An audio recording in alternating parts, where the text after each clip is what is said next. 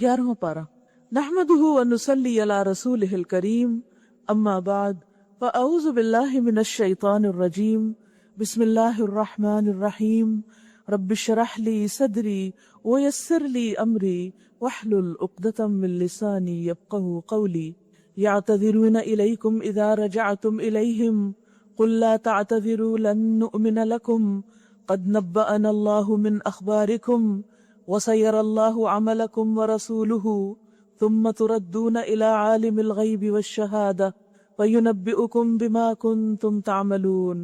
جب تم پلٹ کر ان کے پاس پہنچو گے، یعنی جنگ تبوک سے، کیونکہ منافقین ساتھ نہیں گئے تھے، سفر بہت لمبا تھا، گرمی کا موسم تھا، فصلیں پک کر تیار تھی، تو انہوں نے طرح طرح کے بہانے کر کے چھٹی لے لی۔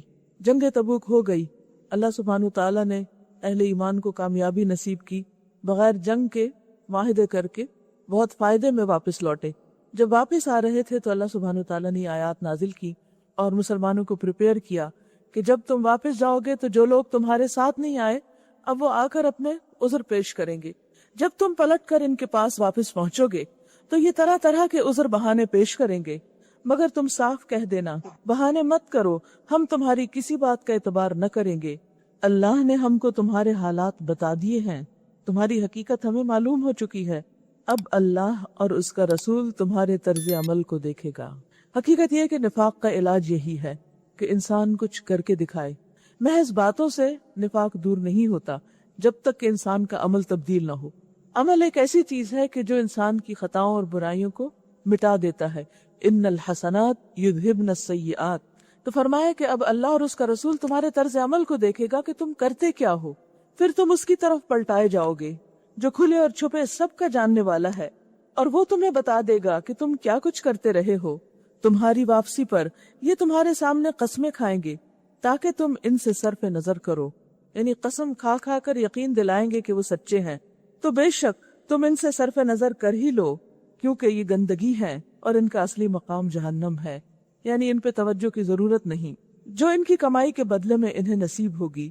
یہ تمہارے سامنے قسمیں کھائیں گے تاکہ تم ان سے راضی ہو جاؤ، حالانکہ اگر تم ان سے راضی ہو بھی گئے تو اللہ ہرگز ایسے فاسق لوگوں سے راضی نہ ہوگا، اللہ ان سے راضی نہ ہوگا۔ اس سے پتہ یہ چلتا ہے کہ اگر ہمارے کسی کام کی وجہ سے ساری دنیا بھی ہم سے راضی اور خوش ہو جائے اور ہمیں بڑے بڑے اس پر ایوارڈ بھی مل جائے اور پوری دنیا میں اس کی شہرت بھی ہو جائے، تو بھی اگر اللہ کو وہ کام پسند نہیں، وہ خوش نہیں ہوا، تو یہ نفع کا سودا نہیں، سراسر گھاٹا اور نقصان ہے۔ اس جنگ کے موقع پر 3 طرح کے لوگ تھے۔ ایک وہ جو مخلص سچے مومن جنہوں نے قربانی کی اور جب اللہ کے رسول نے پکارا تو فوراً نکلے اور ساتھ چلے گئے۔ دوسرے وہ لوگ تھے جو اسی طرح کا اخلاص اور جذبہ رکھتے تھے لیکن حقیقی مجبوریوں کی وجہ سے نہ جا سکتے تھے، اور وہ حقیقی مجبوری کیا تھی کہ زیادہ راہ نہ تھا، سواری کے لیے کوئی چیز نہ تھی، سواری میسر نہ تھی، اور وہ اس طرح پلٹ رہے تھے کہ وہ رو رہے تھے کہ ہمیں بھی جانے کا موقع ملتا۔ تیسرے وہ لوگ تھے کہ جن کے پاس کوئی حقیقی عذر نہیں تھا، صرف دنیا کی محبت، آرام طلبی اور سستی نے ان کو پیچھے رکھا۔ یہ وہ لوگ تھے کہ جنہوں نے جھوٹی قسمیں کھا کر نبی صلی اللہ علیہ وسلم کو مطمئن کرنا چاہا۔ یہ تینوں برابر نہیں ہو سکتے۔ پہلے لوگ جنہوں نے عملی قربانی کی، ان کے لیے اللہ نے بشارتیں اتاری، خوشخبریاں سنائیں۔ دوسرے لوگ جو ساتھ نہ جا سکے لیکن پہلے لوگوں کی طرح ہی اخلاص رکھتے تھے، ان کو اللہ نے پہلوں کے ساتھ برابر کا شریک کر لیا، صرف ان کی سچائی کی وجہ سے، ان کے اخلاص کی وجہ سے۔ نبی صلی اللہ علیہ وسلم نے فرمایا، مدینہ میں کچھ ایسے لوگ ہیں کہ تم نے کوئی وادی طے نہیں کی اور کوئی جگہ تم گئے نہیں، کوئی کوچ نہیں کیا جس میں وہ تمہارے ساتھ ساتھ نہ ہوں۔ صحابہ نے تعجب سے کہا، کیا مدینہ میں رہتے ہوئے وہ ہمارے ساتھ ہیں؟ فرمایا، ہاں، مدینہ ہی میں رہتے ہوئے، کیونکہ مجبوری نے انہیں روک لیا تھا، ورنہ وہ خود رکنے والے نہ تھے۔ تو اللہ کو اچھی طرح پتا ہوتا ہے کہ کون رکنے والا نہیں اور کون رکنا ہی چاہتا ہے اور مجبوراً جا رہا ہے یا پھر بہانہ بنا کے پیچھے رہ رہا ہے۔ تو نیت اور نیت کی سچائی اور اخلاص انسان کے لیے بلند درجوں کا سبب بن جاتی۔ اگر کوئی شخص کسی کام کا ارادہ کر لیتا ہے لیکن کسی وجہ سے نہیں کر پاتا تو اللہ تعالیٰ پھر بھی اس کا اجر اس کے لیے لکھ دیتا ہے، یہ ہے اس کی رحمت اور مہربانی۔ لیکن اگر کوئی شخص کچھ کر سکتا ہے اور بہانے کر کے نہیں کرتا تو اس کو بھی اللہ خوب جانتا ہے۔ اور یہاں اسی تیسرے گروہ کا ذکر کیا گیا اور ان کی جزا بھی بتا دی گئی۔ فرمایا انہم رجس، یہ گندگی ہے، ومأواہم جہنم، اس گندگی کا ٹھکانہ جہنم ہے، اور یہ جزا ہے ان کے کرتوتوں کی۔ اس میں ہم سب کے لیے سبق یہ ہے کہ یا تو ہم پہلے گروہ میں سے ہو جائیں، اور اگر کسی مجبوری کی وجہ سے پہلے گروہ میں نہیں تو دوسرے میں تو ضرور ہوں۔ نیکی کے ہر کام کی نیت کر لیں، تڑپ رکھے، شوق رکھے، ارادہ رکھے، اور ہر صورت میں تیسری کیٹیگری سے باہر آ جائیں، نفاق سے باہر آ جائیں۔ پھر منافقین کی ایک اور قسم جو دیہاتوں اور جنگلوں میں رہتی تھی، ان کا ذکر ہے۔ الاعراب اشد کفرا ونفاقا، یہ بدوی عرب کفر اور نفاق میں زیادہ سخت ہیں، اور ان کے معاملے میں اس امر کے امکانات زیادہ ہیں کہ اس دین کی حدود سے ناواقف رہیں جو اللہ نے اپنے رسول پر نازل کیا ہے۔ اللہ سب کچھ جانتا اور حکیم اور دانا ہے۔ ان بدویوں میں ایسے لوگ ہیں جو راہ خدا میں کچھ خرچ کرتے ہیں تو اسے اپنے اوپر زبردستی کی چٹی سمجھتے ہیں۔ حدیث میں آتا ہے کہ جس نے دیہات میں سکونت اختیار کی وہ سخت مزاج ہو جائے گا، کیونکہ وہاں کا ماحول، آب و ہوا اور لائف سٹائل ایسا ہوتا ہے کہ جس میں انسان کے اندر سختی چاہیے ہوتی۔ اس سختی کی وجہ سے اگر پھر انسان کا پڑھنے لکھنے سے کوئی تعلق نہیں، دین سے کوئی تعلق نہیں، تو دل کے اندر بھی وہ سختی آ جاتی ہے جو بظاہر اعضاء میں ہوتی یا ماحول میں ہوتی۔ اسی لیے آپ نے دیکھا ہوگا کہ جو لوگ سخت قسم کے انوائرنمنٹ میں رہتے ہیں ان کے چہروں پہ بھی سختی ہوتی، ان کے طرز گفتگو میں بھی سختی ہوتی، ان کے معاملے میں بھی سختی ہوتی، تو یہ سختی دراصل دلوں میں ہو جاتی۔ تو اس وجہ سے ان کے اندر دین کا گہرا شعور نہیں تھا، اور مواقع بھی کم تھے، کیونکہ ماحول کا بہرحال اثر ہوتا ہے۔ آپ جس طرح کے ماحول میں جائیں آپ پر وہی رنگ چڑھنے لگتا ہے۔ یہ ہو نہیں سکتا کہ آپ سارا دن کسی ایسے ماحول میں رہیں جو خدا سے دور ہے، اور پھر اینڈ آف دا ڈے آپ اپنے اندر تقویٰ محسوس کریں۔ اس تقویٰ کو لانے کے لیے لازماً آپ کو کسی ایسی جگہ جانا پڑتا ہے کہ جہاں تقویٰ کی فضا ہو۔ اسی لیے اسلام میں بار بار مسجد جانے پر زور دیا گیا، اور وہ کس لیے؟ تاکہ دن بھر کی کثافت مسجد جا کر دھل جائے۔ اب جو لوگ مسجد نہیں جا پاتے ان کے لیے بھی لازم ہے کہ وہ کوئی نہ کوئی ایسی جگہ اپنے لیے منتخب کریں کہ جہاں ان کے ایمان کی تجدید روزانہ ہو، جہاں ان کا دل نرم ہو اور ان کے اندر شعور پیدا ہو۔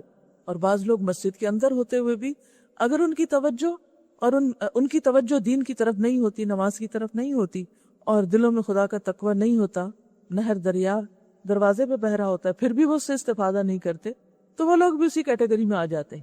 تو بنیادی طور پر ضرورت اس بات کی ہے، اور خاص طور پر یہاں ان کے اعراب کی ذکر اس لیے کیا گیا کہ وہ دین کی حدود نہیں جانتے، کیونکہ وہ نبی صلی اللہ علیہ وسلم کے قریب نہیں رہتے، اس ماحول میں نہیں رہتے، لہٰذا جب ان کو خدا کی راہ میں کچھ خرچ کرنے کے لیے کہا جاتا ہے تو اسے اپنے اوپر زبردستی کی چٹی سمجھتے ہیں، مصیبت سمجھتے ہیں، اور تمہارے حق میں زمانے کی گردشوں کا انتظار کر رہے ہیں کہ کس وقت مسلمانوں کا زوال ہو اور وہ بھی اس سے باہر آ جائیں جس پابندی میں وہ اس وقت موجود ہے۔ حالانکہ بدی کا چکر خود انہی پر مسلط ہے، اور اللہ سب کچھ سنتا اور جانتا ہے۔ انہی بدویوں میں کچھ ایسے لوگ بھی ہیں جو اللہ اور روز آخر پر ایمان رکھتے ہیں، اور جو کچھ خرچ کرتے ہیں اسے اللہ کے ہاں تقرب کا اور رسول صلی اللہ علیہ وسلم کی طرف سے رحمت کی دعائیں لینے کا ذریعہ بناتے ہیں۔ ہاں، وہ ضرور ان کے لیے تقرب کا ذریعہ ہے، اور اللہ ضرور ان کو اپنی رحمت میں داخل کرے گا۔ یقیناً اللہ درگزر کرنے والا اور رحم فرمانے والا ہے۔ تو بہرحال بدویوں میں ایک دوسری قسم بھی ہے، اور وہ کون سی؟ کہ جن کے اندر ایمان ہے اور وہ خدا خوفی رکھتے ہیں۔ اب ہوتا یہ ہے کہ جس شخص کو ماحول نہیں ملا ہوتا اس سے دین کا تقاضا بھی بہت بڑا نہیں ہوتا، لہٰذا ان کا تھوڑا بھی بڑا ہو جاتا ہے، ان کا کم بھی زیادہ ہو جاتا ہے، بشرطے کہ ان کے اندر بھی سچائی اور اخلاص ہو۔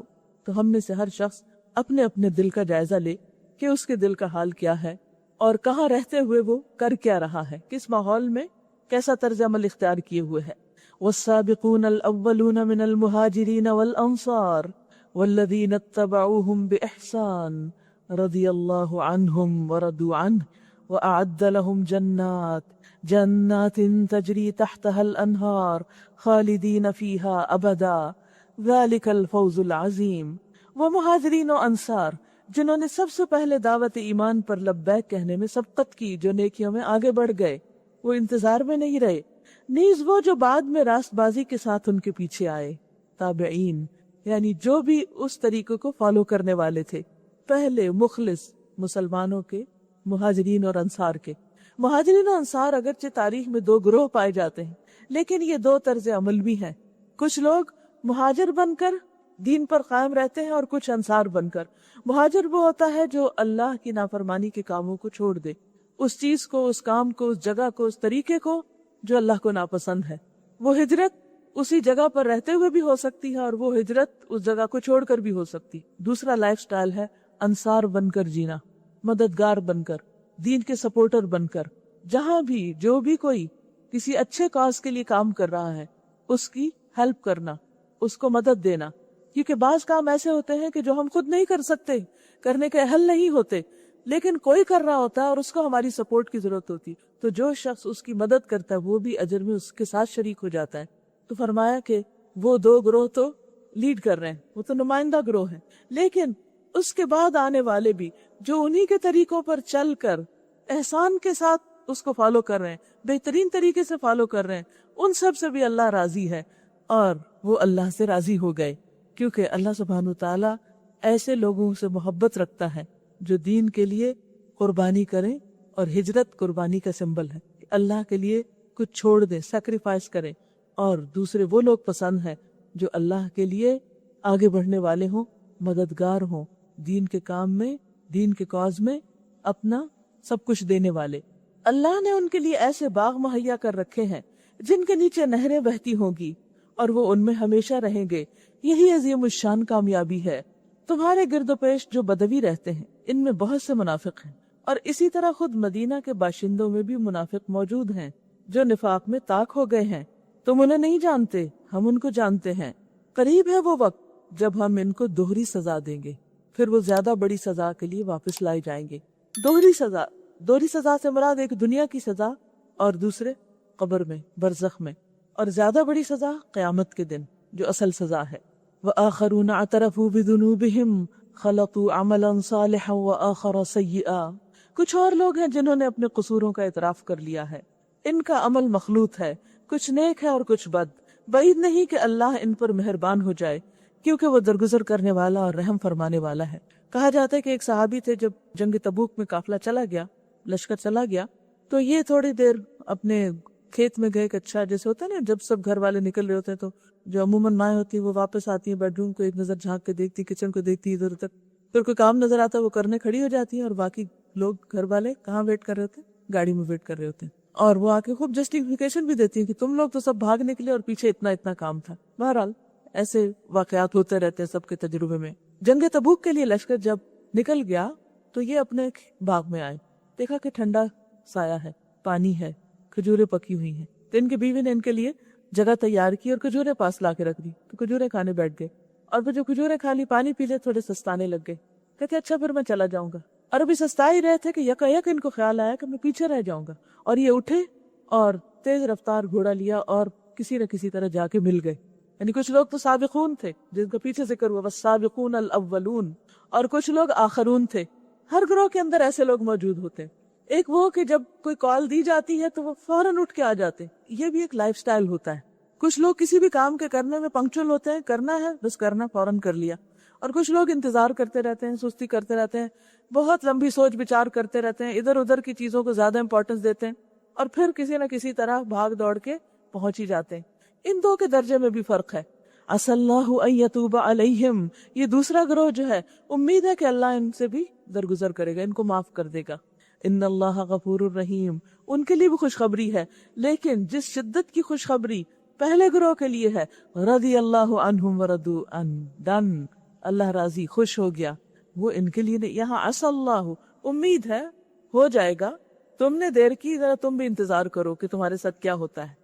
ایسے لوگوں کا علاج کیا ہے؟ ایسے لوگ جب کسی کام میں پیچھے رہ جائے، مثلا نماز میں ہم نے سستی کر دی، کہ جب ہوتا نا بے وجہ ہی ڈیلے کر دیتے ہیں، اچھا پڑھتے ہیں اور پھر اتنی شدت کی گلٹ ہوتی ہے کہ کیوں دیر سے، کیا وجہ تھی، اتنی بڑی تو کوئی خاص ریزن نہیں تھی۔ یا اسی طرح کوئی بھی دین کا کام، کوئی بھی اپنا فرض جس میں ہم تاخیر کر دیتے ہیں، پیچھے رہ جاتے ہیں، تو اس کا علاج بھی یہاں بتایا گیا، خذ من اموالہم صدقۃ تطہرہم وتزکیہم بہا وصلی علیہم، اس کا علاج ہے صدقہ کرنا۔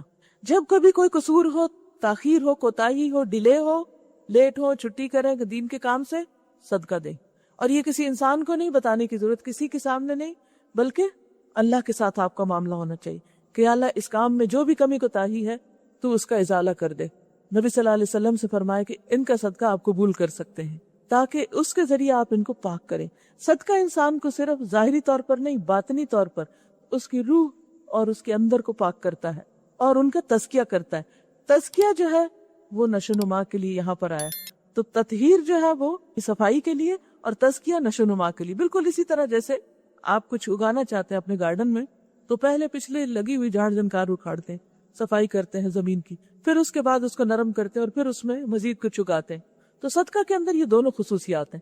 صدقہ ایک طرف ہمارے گناہوں کی معافی کا ذریعہ بنتا ہے اور دوسرے طرف ہمارے اندر خیر اور بھلائی کا جذبہ لاتا ہے۔ آپ کبھی بھی صدقہ کر کے دیکھیں اپنے دل کی حالت کو، خاص طور پر کہ اگر آپ نے صرف اللہ کی رضا کے لیے دیا ہے تو آپ کے دل کے اندر ایک سکون اور اطمینان اور خوشی ٹھاٹھے مار رہی ہو۔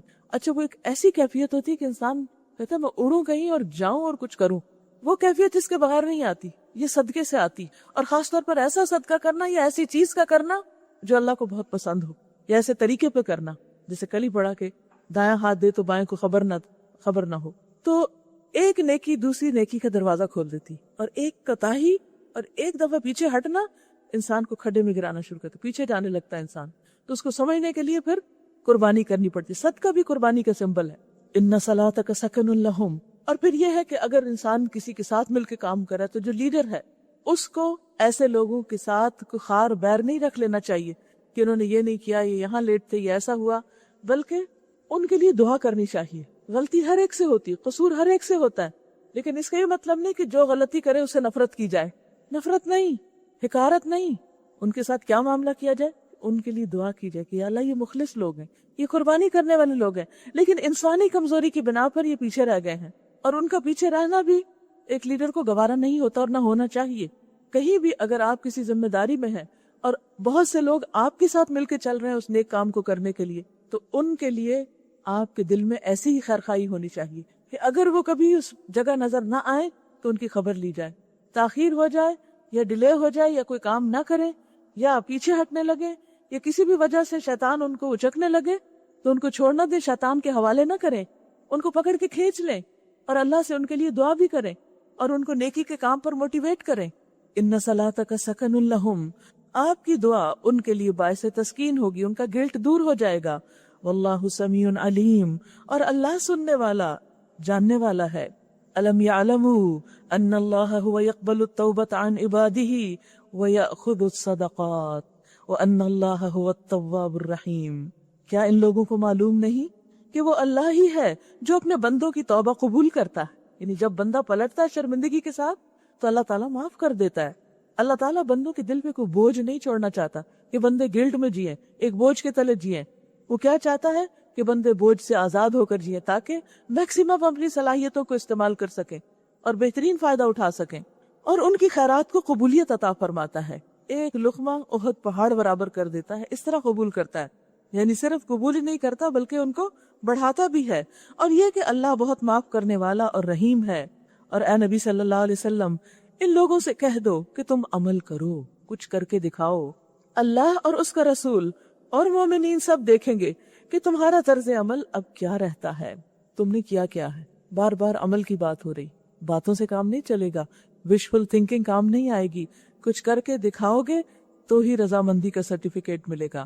پھر تم اس کی طرف پلٹائے جاؤ گے جو کھلے اور چھپے سب کو جانتا ہے، اور وہ تمہیں بتا دے گا کہ تم کیا کرتے رہے ہو۔ اس کا مطلب یہ کہ جب اللہ کے حضور ہم حاضر ہوں گے تو ہمارے کیے کرائے سب سامنے آ جائیں گے، سب کچھ بتایا جائے گا کہ یہ کیا تھا تم نے۔ میں سوچتی ہوں کہ وہ کیا ریزلٹ شیٹ ہوگی، وہ کیسا رپورٹ کارڈ ہوگا، کیا لکھا ہوگا اس پر۔ یعنی دنیا میں آپ دیکھیں کہ کسی بھی چیز کا ریزلٹ نکالنے کے لیے کیا کیا طریقے، مثلا گرافس بنائے جاتے ہیں، اسٹیٹسٹکس نکالے جاتے ہیں، پرسنٹیج نکالی جاتی ہے، اور کئی طریقے ہوتے ہیں۔ اللہ کے یہاں معلوم نہیں کہ کس قسم کا وہ ہوگا کہ جس میں انسان کو سب کیا دھرا نظر آ جائے گا۔ آج کل آپ نے دیکھو گے نا کہ بعض پکچرز کے البمز ایسے ہوتے ہیں کہ اگر آپ ان کے اوپر کرسر گھمائیں تو وہ پیچھے کی وہ ساری صرف ایک سوئی رکھنے سے نظر آ جاتی۔ یہ انسانوں نے یہ چیزیں نکال لی ہیں کہ جس کی وجہ سے وہ کم وقت میں زیادہ چیزیں دیکھ پاتے ہیں۔ پہلے تو یہ ہوتا تھا نا ایک صفحہ پلٹاؤ، پھر دوسرا، پھر تیسرا، اور اب کیا ہے کہ ایک جگہ بس ہلکا سا ہاتھ کی حرکت سے سب کچھ دیکھ لو کہ پیچھے کیا۔ تو اسی طرح معلوم نہیں اللہ سبحانہ تعالیٰ کس طرح انسانوں کے پوری زندگی کے اعمال ان کے سامنے رکھ دے گا۔ یہ دیکھ لو کہ تم نے کیا کیا کیا، صرف ظاہر نہیں، پیچھے تک، اور صرف عمل نہیں، نیتیں تک سامنے آ جائیں گی۔ اور یہ ایسا ہونا ہے، ہم سب کو سوچنا چاہیے کہ کیا تیار کر رہے ہیں اپنے لیے، کیا لے کے جائیں گے، اس میں کیا ہوگا، نفرتیں، عداوتیں، گلٹ، شرمندگی، گناہ، منافقت، ریاکاری، دھوکہ دہی، وعدہ خلافی، جھوٹ، یا پھر اللہ سے بھی مخلص اور بندوں کے ساتھ بھی اخلاص، اللہ سے بھی محبت اور اس کے بندوں کی بھی قدر، اور اس کے بندوں کے لیے بہترین جذبات اور بہترین خواہشات کہ ہر حال میں ان کی خیر اور بھلائی ہو. کوئی بھی ہمارے دائرہ کار میں ہو، سب کی بھلائی، سب کے لیے خیر کی بات سوچنا کہ کس کو کیسے نفع پہنچا سکتے ہیں، نہ کہ اپنی ذات میں اتنے گم اور اتنے سینسیٹیو کہ چھوٹی چھوٹی چیزوں کو پرسنل لے کر اس پر ناراض ہو کے دنوں بیکار ہو جانا اور کوئی کام نہ کرنا. یہ ہمارا دشمن ہے شیطان، جو ہماری صلاحیتوں کو خراب کرنا چاہتا ہے اور ہمارے اندر جو اللہ نے صلاحیتیں رکھی ہیں ان کو ضائع کرنا چاہتا ہے. کیونکہ دشمن تو سب سے بہترین خزانے پہ جاتا ہے. آپ نے دیکھا اگر کسی کے گھر میں چوری ڈاکہ ہو تو کیا خیال ہے کہ وہ چھوٹی موٹی چیزیں اٹھاتے ہیں، کلازٹ میں سے کپڑے نکالتے ہیں اور آپ کے بستر اٹھاتے ہیں. کیا اٹھاتے ہیں؟ جیولری، ڈائمنڈز، قیمتی ترین چیز، کرنسی. وہیں جا کے ڈاکہ ڈالتے، وہی اٹھاتے چلے جاتے، باقی گھر ایسے پڑا رہتا ہے. بالکل اسی طرح بدترین دشمن ہمارا شیطان، وہ چھوٹی موٹی چیزوں کو چھوڑ دیتا ہے. جن چھوٹے موٹے نیکی کے کاموں میں ہم لگے ہوئے ہوتے ہیں نا، لگے رہیں، مشغول رہیں تاکہ بڑی بات نہ سوچ سکیں، اس سے آگے کا نہ سوچیں، اسی پر راضی ہو جائیں. اس لیے بہت چوکنا رہنے کی ضرورت ہے. پہچانیے اپنے آپ کو، وہ کون سی بہترین صلاحیت ہے جو اللہ نے آپ کو دی ہے، اور آپ اس کو بہترین طریقے سے استعمال کر کے بہترین بزنس کر سکتے ہیں اور بہترین پروفٹ حاصل کر سکتے ہیں. اور جب آپ کو پتہ چل جائے تو پھر آپ اس کو پکڑ لیجئے اور کسی دوسری چیز کو اس کے اوپر نہ آنے دیجئے. دنیا ادھر سے ادھر ہو جائے لیکن اس کام کو نہ چھوڑیے. کبھی شیطان ایک روپ میں، کبھی دوسرے روپ میں، کبھی نیکی کا خیال ڈال کے اور کبھی برائی کا خیال ڈال کے اس کام کو چھڑاتا ہے. کبھی اس سے کم تر درجے کے کاموں کو اتنا ہم بنا کے دکھاتا ہے کہ انسان کہتا ہے ہاں میں تو وہ نہیں کر سکتا، میرے لیے اتنا ہی کافی. ہم میں سے اکثر لوگ میڈیوکر ہوتے ہیں، وہ جو بس کر رہے ہیں اسی پہ ایک ڈگر روٹین کے مطابق مشین بن کے کیے چلے جاتے ہیں. وہ نہیں سوچتے اس سے آگے بھی کچھ ہو سکتا ہے، اس سے زیادہ بھی کچھ ہو سکتا ہے. اللہ نے ہمارے اندر بہت ساری صلاحیتیں رکھی ہوتی ہیں لیکن ہم استعمال نہیں کرتے. ہم سوچتے بس ایک ہی چیز ہمارے لیے بہت ہے، اور وہ بھی عام طور پر دنیا کی کوئی کام، بس اس میں ہمیں ایکسیلنس کے لیول پہ جانا ہے، اس میں کوئی نام پیدا کرنا ہے، اس میں سب سے اچھا ہونا ہے. اور آخرت وہ تو ہمیں بھولی ہی رہتی ہے کہ وہاں بھی کچھ ہمیں بلند درجوں کی طرف جانا ہے. تو اس لیے ہوشیار رہیے. کچھ دوسرے لوگ ہیں جن کا معاملہ ابھی خدا کے حکم پر ٹھہرا ہوا ہے، پینڈنگ ہے ریزلٹ. اما یعذبہم و اما یتوب علیہم، چاہے تو انہیں سزا دے، چاہے تو ان پر اثر نو مہربان ہو جائے، معاف کر دے. اللہ سب کچھ جانتا ہے اور وہ حکیم و دانا ہے. ایک اور گروہ کا ذکر، ان کا معاملہ کچھ مشکوک تھا. نہ ان کے منافق ہونے کا فیصلہ کیا جا سکتا تھا، نہ مومن ہونے کا کہ گناہگار مومن ہے، کیونکہ اس میں بھی ایک بڑی فائن لائن ہوتی. کیونکہ کچھ گناہگار یعنی فاسق ایسے ہوتے کہ جو پتہ نہیں چلتا کہ منافق کی کیٹیگری میں ہے یا فاسق کی. اب دیکھیے قرآن مجید کے شروع میں ہی سورۃ البقرہ میں آپ نے پڑھا، ٹاپ پر ہے متقین، جو کانشیس لائف ہے ان کی، اللہ کی محبت میں جیتے ہیں. اس کے بعد ہیں ڈس بلیور، نان بلیور، مانتے ہی کچھ نہیں، آؤٹ. تیسرے وہ ہیں جو ان دونوں کے بیچ میں ہے. لیکن ایک چوتھی کیٹیگری فاسقین کی بھی بتائی گئی کہ جو دل میں تو ایمان ہے کسی حد تک لیکن عمل کچھ نہیں، اللہ کے احکامات کے خلاف جا رہے ہیں. ان کو اگر ماحول مل جائے، ہدایت مل جائے، نصیحت مل جائے تو ان کے اندر کا جوہر باہر آ جاتا ہے اور وہ ہدایت کی طرف آ جاتے ہیں اور اللہ تعالیٰ ان کی پچھلی زندگی کے گناہوں کو معاف کر دیتے ہیں. تو یہاں بھی کہا کہ کچھ ایسے ہیں کہ جن کا معاملہ بھی پوری طرح واضح نہیں، تو اس لیے نبی صلی اللہ علیہ وسلم نے ان کے معاملے میں کوئی فیصلہ نہیں کیا.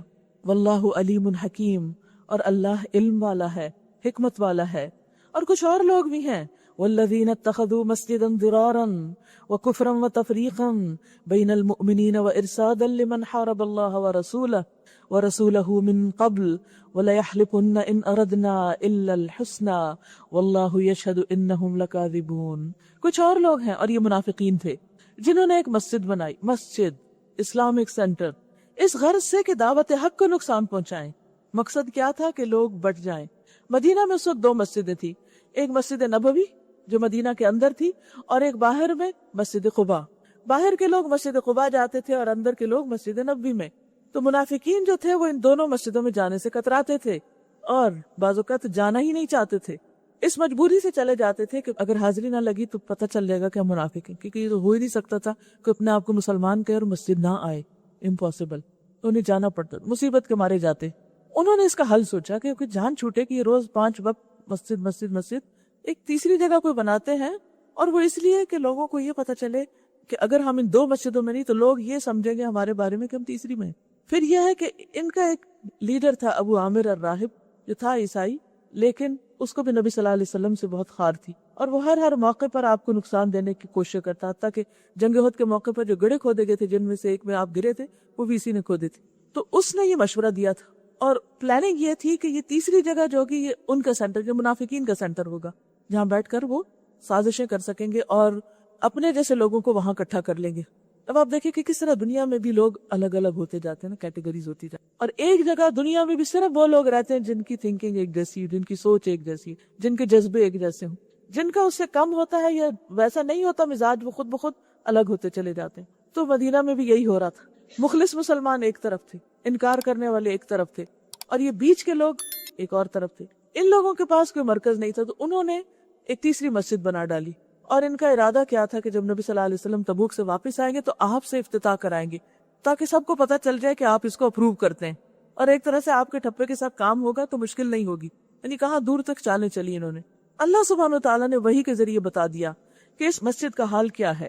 کچھ اور لوگ ہیں جنہوں نے ایک مسجد بنائی، مسجد نیکی کی جگہ، اس غرض سے کہ دین کو نقصان پہنچائیں. اسی لیے پتہ چلتا ہے کہ بعض دینی کام دین کے فائدے میں نہیں ہوتے، الٹا دین کو نقصان دینے کے لیے کیے جاتے ہیں.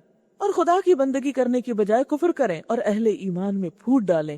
یعنی خصوصی طور پر وہ کام جو مسلمانوں کے اتحاد کو پارا پارا کریں، جو لوگوں کو ڈیوائیڈ کریں، وہ انتہائی نقصان دہ ہیں. اور اس بظاہر عبادت گاہ کو اس شخص کے لیے کمین گاہ بنائیں، یعنی چھپنے کی جگہ، جو اس سے پہلے خدا اور اس کے رسول کے خلاف برسر پیکار ہو چکا ہے. یعنی ابو عامر کی طرف اشارہ ہے.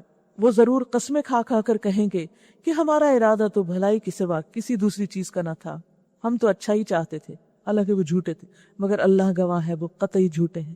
یاد رکھیے یہاں بھی ایک بہت سیکھنے کی چیز، اگر کبھی کسی کام کو دل نہ چاہے اور کام نہ کر سکیں، کوئی اجتماعی کام آپ کے سپرد کیا گیا، آپ کا دل نہیں ہے اس میں، نہیں کرنا چاہتے، نہیں کر سکتے، یہ زیادہ بہتر ہے کہ انسان بتا دے کہ میں نہیں کر سکتا، میری مجبوری. لیکن دل نہ چاہتا اور انسان زبان سے کہنے خدا کی قسم بہت شوق ہے ہمیں، ہمارا بڑا دل ہے اس میں، ہم چاہتے ہیں، حالانکہ پتہ ہوتا ہے اپنے دل کا کوئی نہیں، نہ شوق ہے نہ دل ہے نہ کچھ ہے، یہ منافقت کی علامت ہو. مومن کے دل اور زبان ایک جیسا ہوتا ہے. اگر دل میں نہیں کوئی چیز تو زبان سے اظہار نہ کرے، چپ رہے. یہ ضروری نہیں کہ بد اخلاقی کا مظاہرہ شروع کر دے، لیکن خاموشی اختیار کر لے اور واضح کر دے کہ یہ نہیں کر سکتے. لیکن دل میں کچھ اور زبان پر کچھ، یہ بدترین چیز ہے. تو وہ کیا کرتے تھے؟ قسمیں کھا کے کہتے ہم تو بھلائی چاہ رہے تھے، مسجد بنائی تھی بڑے اچھے جذبوں کے ساتھ دین کی ترقی کے لیے، مگر اللہ گواہ ہے وہ قطعی جھوٹے ہیں. تم ہرگز اس عمارت میں کھڑے نہ ہونا جو مسجد اول روز سے تقوی پر قائم کی گئی تھی، وہی اس کے لیے زیادہ موزوں ہے کہ تم اس میں عبادت کے لیے کھڑے ہو. اس میں ایسے لوگ ہیں جو پاک رہنا پسند کرتے ہیں. تو اس سے یہ پتہ چلتا ہے کہ ہر مسجد میں جانا بھی فائدہ مند نہیں ہوتا، کیونکہ بعض لوگ مسجد کے نام پر مسجد میں وہ کام کرتے ہیں جو اللہ کی مرضی کے خلاف. مجھے کبھی سمجھ نہیں آتی کہ اگر اللہ کی مرضی کے خلاف ہی کوئی کام کرنا تو اس کے لیے مسجد کیوں سلیکٹ کی ہے؟ وہ تو آپ کہیں بھی کر سکتے. آپ نماز بھی پڑھنا چاہتے ہیں اور وہ اس چیز کی پابندی نہیں کرنا چاہتے ان شرائط کی جو اللہ نے آپ کے لیے رکھی. مثلا بعض لوگ دوپٹے کے بغیر نماز پڑھنا چاہتے، بھئی آپ پڑھیے ہی نہیں. اگر اپنی خواہشات کی پیروی کرنی ہے تو پھر نماز ہی کیوں رہ گئی؟ آپ بازار میں جو چاہیں کریں. اللہ کے گھر میں اگر آئے ہیں تو پھر کیا کریں؟ خشوع و خضوع کے ساتھ آئیں، ڈرتے ہوئے آئیں، عاجزی کے ساتھ آئیں. ما کان لهم ان يدخلوها الا خائفین. لیکن اگر ہم دین کا نام لے کر لوگوں کو دین سے دور کر رہے ہیں، صافی خرابہا، دین سے بھگا رہے ہیں، تو یہ بدترین جرم ہے. اس سے بھولے بھالے معصوم عوام دھوکہ کھا جاتے ہیں اور وہ سمجھتے ہیں کہ یہ دین ہے، حالانکہ وہ دین نہیں ہوتا، وہ دین کے نام پر بے دینی ہوتی ہے. تو ایسی جگہوں اور ایسے لوگوں سے بھی محتاط رہنے کی ضرورت ہے. کسی کے پاس بھی آپ جائیں دین کے نام پر، آپ ضرور دیکھیں اپنا جائزہ لے کر، کیا میرے ایمان میں اضافہ ہو رہا ہے، تقوی میں اضافہ ہو رہا ہے، یا اور زیادہ دوری ہو رہی. یہی ایک پیرامیٹر ہے، یہی سے آپ پہچانیں گے اپنے آپ کو، یہی سے جائزہ لیں گے. تو یہاں مسجد قباء کی تعریف بھی کی گئی ہے کہ وہ مسجد اس کی بنیاد تقوی پر تھی، یعنی اللہ کی محبت پر وہ قائم کی گئی تھی. وہی اس کے لیے زیادہ موضوع ہے کہ تم اس میں عبادت کے لیے کھڑے ہو. اس میں ایسے لوگ ہیں جو پاک رہنا پسند کرتے ہیں اور اللہ کو پاکیزگی اختیار کرنے والے ہی پسند ہیں. پھر تمہارا کیا خیال ہے کہ بہتر انسان وہ ہے جس نے اپنی عمارت کی بنیاد خدا کے خوف اور اس کی رضا کی طلب پر رکھی ہو، یا وہ جس نے اپنی عمارت ایک وادی کی کھوکھلی بے ثبات کا گر پر اٹھائی اور وہ اسے لے کر سیدھی جہنم کی آگ میں گری. کیونکہ جس عمارت کی بنیاد نہیں ہوتی وہ عمارت قائم نہیں رہ سکتی. اگر دنیاوی طور پر دیکھا جائے کسی بھی بلڈنگ کو اگر بنیاد کے بغیر بنایا جائے تو بلڈنگ نیچے آ گرے گی. اسی طرح دین کے کام میں بھی اگر ہم کوئی کام کر رہے ہیں یا کوئی پروجیکٹ کر رہے ہیں، کوئی ایکٹیویٹی کر رہے ہیں، اگر اس کے نیچے اخلاص نہیں، اس کی تہ میں تقوی نہیں، تو اس میں برکت نہیں ہوگی، وہ پھلے پھولے گا نہیں. بالکل ایسے ہی اگر آپ کسی پودے کو ایک جگہ سے اکھاڑ کے دوسری جگہ لگا رہے ہیں اور اس کی جڑیں کٹ کے وہیں رہ گی جہاں سے آپ نے اکھاڑا تھا، تو دوسری جگہ آپ جتنی مرضی آپ اس کو پانی دیں، جتنی بھی کیئر کریں، لیکن چونکہ جڑ ہی نیچے نہیں تو وہ پھل پھول نہیں سکتا. بالکل اسی طرح دین کا کوئی بھی کام، چاہے آپ کی عبادت ہو، چاہے آپ کی لوگوں کی خدمت ہو، چاہے آپ تبلیغ اور تعلیم اور دعویٰ کا کام کریں، لیکن اگر آپ اللہ کے لیے نہیں کر رہے تو آپ کے کام میں برکت نہیں ہو سکتی، اس کا آپ کو ثواب نہیں ملے گا، اس کا فائدہ نہیں، وہ بالآخر ختم ہو کر رہ جائے گا، وہ اوندے میں گرے گا، اور گر کے کہاں پہنچے گا؟ فی نار جہنم، کیونکہ وہ اللہ کے لیے تھا ہی نہیں، وہ تو سیلف پروجیکشن کے لیے تھا، وہ تو ذاتی شہرت کے لیے تھا، وہ تو دنیاوی فائدے حاصل کرنے کے لیے تھا. اور یہ معاملہ آپ کا اور آپ کے رب کا ہوتا ہے. واللہ لا یہدی القوم الظالمین، ایسے ظالم لوگوں کو اللہ کبھی سیدھی راہ نہیں دکھاتا. لا یزال بنیانہم الذی بنوا ریبۃ فی قلوبہم، یہ عمارت جو انہوں نے بنائی ہے ہمیشہ ان کے دلوں میں بے یقینی کی جڑ بنی رہے گی، جس کے نکلنے کی اب کوئی صورت نہیں، بجز اس کے کہ ان کے دل ہی پارا پارا ہو جائیں، دل پھٹ جائیں، یعنی موت آ جائے ان کو. اللہ نہایت باخبر اور حکیم و دانا ہے.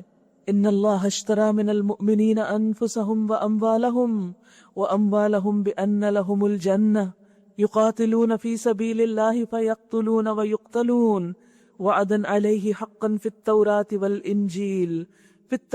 والانجیل والقرآن ومن اوفى بعہدہ من اللہ فاستبشروا ببیعکم الذی بایعتم بہ وذلک هو الفوز العظیم. حقیقت یہ ہے کہ اللہ نے مومنوں سے ان کے نفس اور ان کے مال جنت کے بدلے خرید لیے ہیں. اب ان کی جانیں، ان کے جسم، ان کے نفس ان کے نہیں، اللہ کے ہیں. لہذا ان جسموں پر، ان نفسوں پر اللہ کا جو بھی حکم آتا ہے اسے وہ خوشی سے قبول کرتے ہیں، کیونکہ اب وہ ان پر اپنی مرضی نہیں، اللہ کی مرضی چاہتے ہیں، کیونکہ اللہ کو جو دے دیے. اسی طرح مال، جب آپ اپنا مال کسی کو دے دیتے ہیں تو پھر اس پر آپ کی مرضی نہیں رہتی، پھر آپ اس کے لیے کیا کرتے ہیں؟ آپ کچھ نہیں کہتے، آپ خوشی سے، چونکہ آپ نے دیا. مثلا اگر آپ نے کسی کو گفٹ دیا تو اب جس کو آپ نے دیا اب اس کی مرضی، وہ چاہے خود استعمال کرے، چاہے وہ آگے کسی کو دے، چاہے وہ اس کو توڑ دے، چاہے وہ اس کو رکھ چھوڑے. اب آپ کو اس سے سروکار نہیں ہونا چاہیے، کیونکہ وہ اب آپ کا نہیں، وہ آپ نے دے دیا. اسی طرح جب ہم اپنی جان اور مال دے دیتے ہیں آگے، اور ایک سودے میں ایک ڈیل کرتے ہیں کہ اس کے بدلے ہمیں جنت چاہیے، تو جنت کا سودا تو بہت مہنگا ہے. اور جنت کی قیمت کیا ہے؟ جان و مال. جو یہ وعدہ ہوتا ہے اللہ سے کہ ہم اپنی جان اور مال تیری رضا کے مطابق تیری خوشنودی میں خرچ کریں گے، تو اس پر سودا پکا ہو جاتا ہے کہ ٹھیک ہے، اگر تم ایسا کرو گے تو میں بھی تمہیں جنت عطا کروں گا. اب آپ دیکھیے کہ جب کوئی سودا ہو جاتا ہے تو پھر اس کے بعد انسان یہ نہیں کہہ سکتا لینے والے سے کہ تم اب اس کے ساتھ یہ کیوں کر رہے ہو اور اس کے بارے میں یہ کیوں کہہ رہے ہو. نہیں، اب تو مثلا اگر آپ نے اپنا گھر بنایا اور بیچ دیا، بیچنے کے بعد آپ تھوڑی بار بار اس میں جاتے ہیں کہ اچھا میں دیکھوں ذرا وہ جنہوں نے لیا تھا وہ کیا کر رہے ہیں اس گھر کے ساتھ، انہوں نے اس کا نقشہ تو نہیں بدل دیا، یا وہ ابھی بھی ہماری مرضی کے مطابق ہے یا نہیں. آپ نے بس دے دیا، بات ختم، اب وہ آپ کا نہیں رہا. ہم سب بھی سوچیں کہ کیا اپنے جسم جان اور اپنے مال کے بارے میں ہمارا طرز عمل یہی ہے کہ یہ میرا نہیں، یہ تو اللہ کا ہے، یہ تو اللہ کا ہے، اور اس میں سے رب جو چاہے لے لے، میں اس پر ناراض نہیں. مثلا اگر آپ بیمار ہو جاتے تو آپ کا طرز عمل کیا ہوتا ہے؟ شکوے شکایات اور رونا دھونا کہ میرے ساتھ ایسا کیوں ہو گیا؟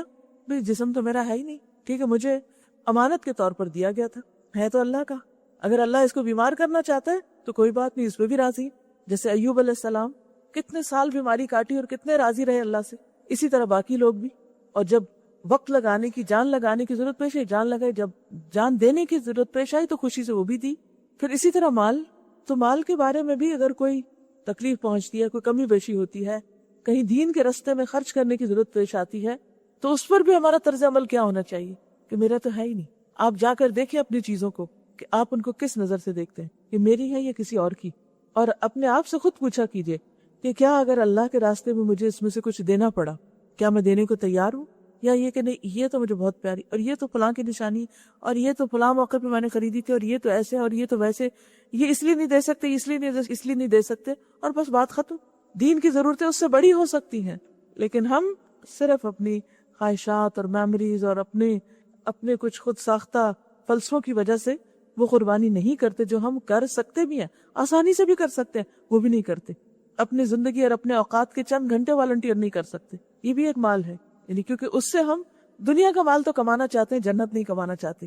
اسی لیے بعض اوقات ایک طرف اللہ کا دین پکار رہا ہوتا ہے اور دوسری طرف کوئی دنیا کا فائدہ پکار رہا ہوتا ہے. تو اپنے آپ سے پوچھئے کہ عموماً ہمارا طرز عمل کیا ہوتا ہے. ایکسیپشنل صورتیں موجود ہیں، ایک عموماً ہمارا طرز عمل کیا ہوتا ہے. سو رہے ہیں اور دوسری طرف اذان آ رہی، نماز کا وقت آ گیا، اب ہم کیا کرتے ہیں؟ جسم کو سلاتے یا جسم کو اللہ کے حضور تک آتے ہیں؟ تو یہ ہر موقع پر ہمیں سوچنا چاہیے کہ اگر ہمیں جنت چاہیے اور یہ ہم دے چکے یا دینے کا وعدہ کر لیا تو پھر اس کے بعد اس پر اپنی مرضی نہیں، اللہ کی مرضی چلنی چاہیے. ایسے لوگ اللہ کے راستے میں لڑتے ہیں، مارتے اور مرتے ہیں. ان سے جنت کا وعدہ اللہ کے ذمے ایک پختہ وعدہ ہے تورات اور انجیل اور قرآن میں.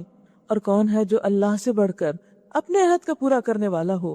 ایک کتاب نہیں، 3 کتابوں کا ریفرنس ہے، اسٹرانگ دلیل ہے. اور وعدہ اللہ کی طرف سے ہو رہا ہے. بس خوشیاں مناؤ اپنے اس سودے پر جو تم نے خدا سے چکا لیا، یہی سب سے بڑی کامیابی ہے. التائبون، اللہ کی طرف بار بار پلٹنے والے. العابدون، عبادت گزار. الحامدون، شکر گزار. السائحون، اس کی خاطر زمین میں گردش کرنے والے یا روزہ دار. الراکعون، رکوع کرنے والے، جھکنے والے. الساجدون، سجدے کرنے والے، فرض نمازیں بھی اور نفل نمازیں بھی. الآمرون بالمعروف والناہون عن المنکر، نیکی کا حکم دینے والے اور برائیوں سے روکنے والے. والحافظون لحدود اللہ، اور وہ مومن جو اللہ کی حدود کی حفاظت کرتے ہیں. یہ اس شان کے ہوتے ہیں جو اللہ سے خرید و فروخت کا ہی معاملہ طے کر. تو جنت کمانا آسان نہیں، اس کے لیے کچھ دینا پڑے گا، اس کے لیے عبادت کرنی ہوگی، ہر حال میں اللہ کا شکر گزار ہونا ہوگا، ہر موقع پر اللہ کی تعریف کرنا ہوگی، اللہ کی خاطر گھر بار بھی کبھی چھوڑنے ہوں گے. اور جب وقت آئے رکوع اور سجود کا تو سب کچھ چھوڑ کر اس کے آگے جھکنا ہوگا. اور پھر صرف نماز روزے اور اپنی پرسنل عبادت ہی نہیں، امر بالمعروف اور نہی عن المنکر کا فریضہ ادا کرنا ہوگا. زمین پر اللہ کے گواہ بننا ہوگا اور اللہ کی حدود کی حفاظت، جس کے بعد ہی انسان متقی ہو سکتا ہے. وبشر المؤمنین، اور مومنوں کو بشارت دے دو. کس چیز کی بشارت؟ جنت کی بشارت. نبی کو اور ان لوگوں کو جو ایمان لائے ہیں زیبا نہیں کہ مشرکوں کے لیے مغفرت کی دعا کریں، چاہے وہ ان کے رشتہ دار ہی کیوں نہ ہوں، جبکہ ان پر یہ بات کھل چکی ہے کہ وہ جہنم کے مستحق ہیں. یعنی اگر کوئی شرک میں مر جائے تو اس کے لیے بخشش کی دعا نہیں ہو سکتی. ابراہیم علیہ السلام نے اپنے باپ کے لیے جو دعائیں مغفرت کی تھی وہ تو اس وعدے کی وجہ سے تھی جو اس نے اپنے باپ سے کیا تھا، مگر جب اس پر یہ بات کھل گئی کہ اس کا باپ خدا کا دشمن ہے تو وہ اس سے بیزار ہو گیا. حق یہ ہے کہ ابراہیم بڑا رقیق القلب، خدا ترس اور بردبار آدمی تھا. ابراہیم علیہ السلام کی صفات بیان ہو رہی ہیں کہ بہت درد مند تھے، آہیں بھرنے والے تھے، بہت تحمل والے تھے. لیکن جب اللہ نے روک دیا کہ والد کے لیے دعا اب نہیں کر سکتے تو رک گئے. والد نے ان کے ساتھ کیا سلوک کیا اور ان کا رویہ کتنا احسان والا تھا. محسنین ایسے ہی ہوا کرتے ہیں. غور کیجئے، کیا ابراہیم علیہ السلام کی یہ صفات ہمارے اندر بھی ہیں کہ ہمارے دل میں بھی دوسروں کا درد ہو، اور اگر کوئی ہمیں کچھ کہہ جائے، کوئی تکلیف دے بات سنا جائے تو ہم اس کو برداشت کر لیں. حلیم. وما کان اللہ لیضل قوما، اللہ کا یہ طریقہ نہیں کہ لوگوں کو ہدایت دینے کے بعد پھر گمراہی میں مبتلا کرے جب تک کہ انہیں صاف صاف بتا نہ دے کہ انہیں کن چیزوں سے بچنا چاہیے. یہ بھی بڑا زبردست اصول ہمیں دیا گیا. عملی زندگی میں جب بھی آپ کو کسی سے کوئی کام لینا ہو تو آپ اس سے جو ایکسپیکٹیشنز رکھتے ہیں وہ پوری اس کو بتا دیں، اس کے بعد اس کو پوچھیں اور محاسبہ کریں. عموماً ہمارا حال یہ ہوتا ہے کہ جب ہم کسی کو کوئی کام دیتے ہیں، مثلا کوئی جاب دیتے ہیں یا یہ کہ گھر میں کوئی کام کے لیے کسی کو رکھتے ہیں، تو اس کو پوری طرح نہیں بتاتے کہ ہم تم سے کیا چاہتے ہیں. اس وقت ہمدردی میں یا جذبات میں یا ضرورت اور مجبوری کے تحت رکھ لیتے ہیں، اور پھر ہمارے اپنے دل کے اندر کچھ چیزیں ہوتی ہیں جو ہم ایکسپیکٹ کر رہے تو دوسرے کو وربلی نہیں بتاتے کہ تمہیں یہ اور یہ اور یہ کرنا ہے. اب دوسرے کو کہاں سے خبر کہ اس کو کیا کرنا ہے؟ پھر جب وہ نہیں کرتا تو پھر ہم اس کو بلیم کرتے ہیں اور اس سے ناراض ہوتے ہیں اور اس کو پکڑتے ہیں کہ تم نے کیوں نہیں کیا. بہت دفعہ کیا بچوں کے ساتھ ایسے ہی نہیں کرتے کہ ان کو گھر کے rules and regulations, dos and don'ts پورے نہیں بتاتے، پھر جب وہ ہماری مرضی کے خلاف کچھ کام کرتے پھر ہم روتے ہیں بیٹھ کے. تو کلیئر کمیونیکیشن بہت ضروری ہے، چاہے گھر کے اندر ہو.